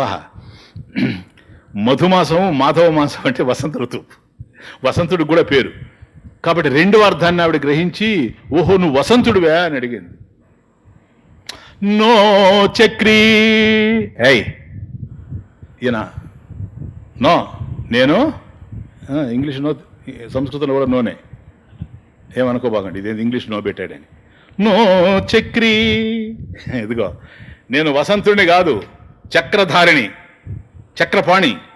కాబట్టి చక్రాన్ని ధరించుండేటువంటి వాడిని, సుదర్శన చక్రాన్ని నేను. వెంటనే అమ్మాయి లోపల నుంచి, కిం కులాల. నా తెలీదే, కుమ్మరాయనివే. ఎందుకంటే చక్రం పరమేశ్వరుడు దగ్గర ఉంటుంది, సుదర్శన చక్రం. అట్లాగే చక్రం తిప్పేటువంటి వాడు కుమ్మరి కదా, చక్రం తిప్పుతూ ఉంటాడు కదా కుండలు తయారు చేయడానికి. ఓహో నేనేమనుకున్నాను, కుమ్మరాయిని వచ్చావా అన్నది. కిం కులాలహ నహి ధరణీధరః. నేను మట్టి బిసుక్కునేవాడిని కాదే, ఆ మట్టి ఎవరో, ఆ ధరణి భూమాత, ఆవిడ్ని ధరించున్నా నేను. వక్షస్థలం మీద ఏమనుకుంటాడో జాగ్రత్త. ధరణీధరః, నేను భూదేవిని ధరించుండేటువంటి వాడిని. వెంటనే ఆవిడ, ఓహో కిమసి ద్విజిహ్వః ఫణీంద్రః. ఇప్పుడు నాకు అర్థమైంది, పొరపాటు పడ్డాను. ఎందుకంటే 2 నాలుకలు కలిగినటువంటి పాము నువ్వు అని అడిగింది. కారణం ఏంటంటే భూమిని భరించేది ఎవరు? ఆదిశేషుడు కదా కదా. కాబట్టి ఆయన సర్పరాజు కదా. ఓహో నేను ఏదో అనుకున్నాను, ద్విజిహ్వః 2 నాలుకలు కలిగినటువంటి పామ ఇప్పుడు బయట దట్టిందని కోపం వచ్చి నాహం ఘోరాహమర్థి. చై, ఏంటది, ఏం మాట్లాడుతున్నావు నువ్వు? నా అహం, అహం నా, నేను ఎవరనుకుంటున్నాను? పాము అనుకుంటున్నావా? కాదు, ఘోరాహమర్థి, ఘోర భయంకరమైనటువంటి సర్పం ఏదైతే ఉందో కాళీయుడు, వాడి పడగల మీద ఎక్కి నాట్యం చేసిన వాడిని. నాహం ఘోరాహమర్థి. కాబట్టి ఆ ఘోరమైనటువంటి భయంకరమైనటువంటి సర్పరాజు కాళీయుడి యొక్క మదం అణిచినటువంటి వాడిని నేను, వాడిని మర్దించినటువంటి వాడిని. అంటే అప్పుడు ఆవిడ అన్నది కిమసి ఖగపతి. ఓహో గద్ద. ఎందుకంటే పావును మర్దించేటువంటిది గద్ద కనుక. ఓసారి నేనేమనుకున్నా సార్, కాకపోతే తమరా సార్ గద్ద అని అన్నది. నో హరిహి. వెంటనే అన్నాడు, చే గద్ద కాదు, గరుత్మంతుడి మీద ఊరేగేటువంటి శ్రీహరిని. గద్ద నేను, గరుత్మంతుడి మీద, గరుడుడి మీద ఊరేగేటువంటి శ్రీహరిని. అప్పుడు ఆవిడంది, ఇప్పుడు అర్థమైంది నాకు, కిం కపీంద్ర. అయ్యా కోతుల నాయకుడా అంటే వాడు గోపాలు తర్వాత కోతులే కదా, కాబట్టి వాళ్ళ నాయకుడివే నువ్వు.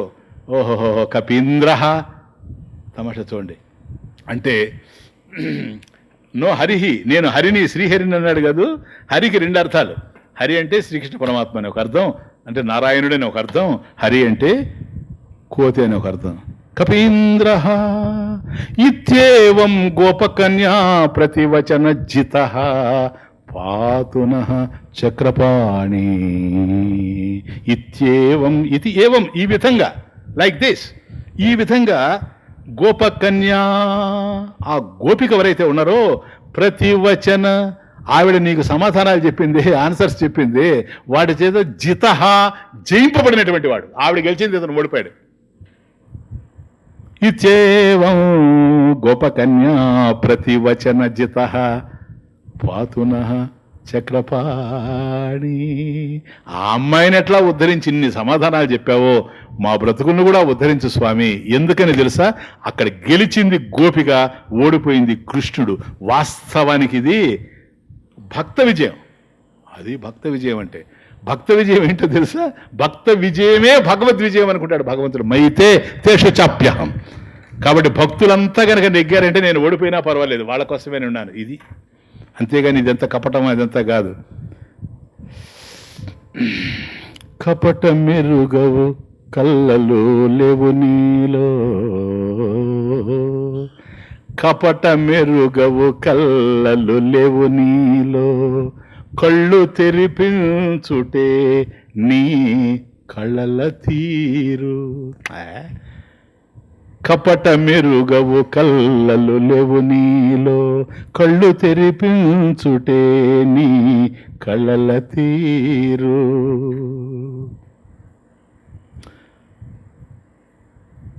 మాయగాడివి మాయలో చేయకయ్యా, మాటకారివి మాయలో చేయకయ్యా, నీ అడుగుల కడ పడి ఉందో చిన్ని కృష్ణ కృష్ణ.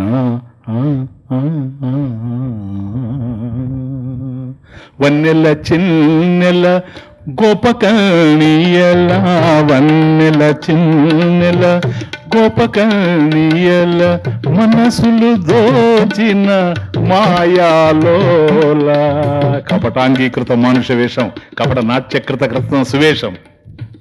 వన్నెల చిన్నెల గోపకణియల, వన్నెల చిన్నెల గోపకణియల, మనసులు దోచిన మాయాలోల.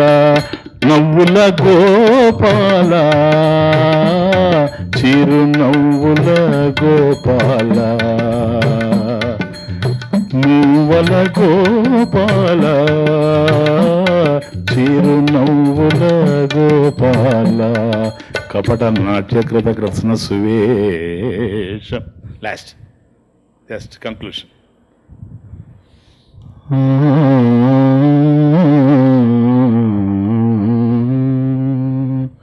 పరమహంసహృత్ తత్వస్వరూపం పరమహంసహృత్ తత్వస్వరూపం ప్రణవపయోధర ప్రణవస్వరూపం ప్రణవపయోధర ప్రణవస్వరూపం భజరే యదునాథం మానస భజరే యదునాథం భజరే యదునాథం మానస భజరే యదునాథం. పరమహంస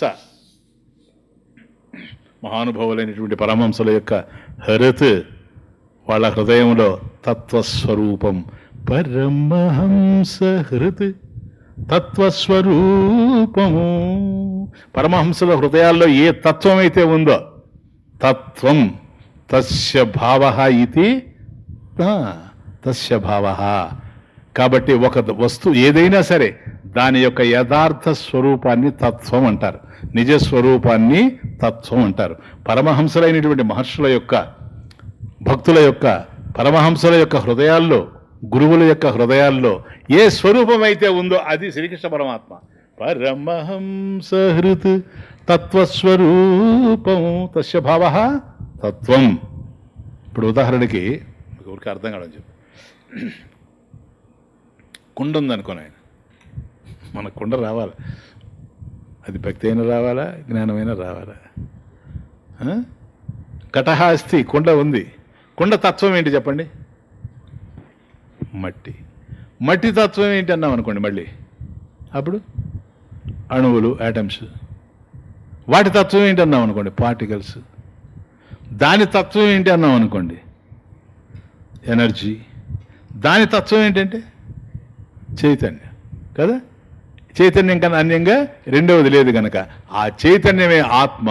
అదే పరమహంసల యొక్క హృదయాల్లో ఉండేటువంటిది. ఆత్మస్వరూపం ఏదో కాదు, అదే శ్రీకృష్ణ పరమాత్మ. పరమహంస హృత్ తత్వస్వరూపం ప్రణవపయోధర ప్రణవస్వరూపం భజరే యదునాథం మానస భజరే యదునాథం. కాబట్టి ఆయనే ప్రణవస్వరూప, ప్రణవస్వరూపం. ప్రణవ అని అంటే ప్రణౌతి ఇది ప్రణవ. ప్రణవ అనే దానికి రెండు అర్థాలు ఉన్నాయి, మీకు తెలిసింది అకార ఉకారం అకారాలతో ఉండేటువంటి ప్రణవం. తస్య వాచక ప్రణవ, భగవంతుడు వాచ్యము, ప్రణవము వాచకము. అది అకార ఉకారం అకారాలతో ఉండేటువంటి ప్రణవం. ప్రణౌతి ఇది ప్రణవ, ఇదొక అర్థం. ప్రణౌతి ప్రణౌతి అంటే నమస్కరింపబడేటువంటి వాడు అని. ఓంకారము ద్వారా నమస్కరింపబడేవాడు గనక పరమేశ్వరుణ్ణి ప్రణవ అని అనడం జరిగింది. అది ఒకటి. తస్యవాచక ప్రణవ అంటే అకార ఉకార మకారాలతో ఉండేటువంటి అది కూడా అంటే ఇప్పుడు మనం ఏది ప్రారంభం చేసినా ముందు ఓం అంటూ ప్రారంభం చేస్తాం. ఓం ప్రథమం. ఓం రాయకుండా మనం ఏది ప్రారంభం చేయం. ఓం ప్రథమం అంటే మొట్టమొదట ఓంకారం. మొట్టమొదట ఎవరు ఉన్నది? సదేవ సౌమ్య ఇదమగ్ర ఆసీత్ ఏకమేవ అద్వితీయం బ్రహ్మ. కాబట్టి ఆ పరమేశ్వర స్వరూపం ఏదో అదే ప్రణవ స్వరూపం. ఈ ప్రణవ స్వరూపం ఏదో అదే పరమాత్మ యొక్క స్వరూపము. కనుక పరమహంస హృత్ తత్వస్వరూపం పరమహంస హృత్ తత్వస్వరూపం ప్రణవపయోధర ప్రణవస్వరూపం భజరే యదునాథం మానస భజరే యదునాథం భజరే యదునాథం మానస భజరే యదునాథం. కనుక యదునాథుణ్ణి శ్రీకృష్ణ పరమాత్మని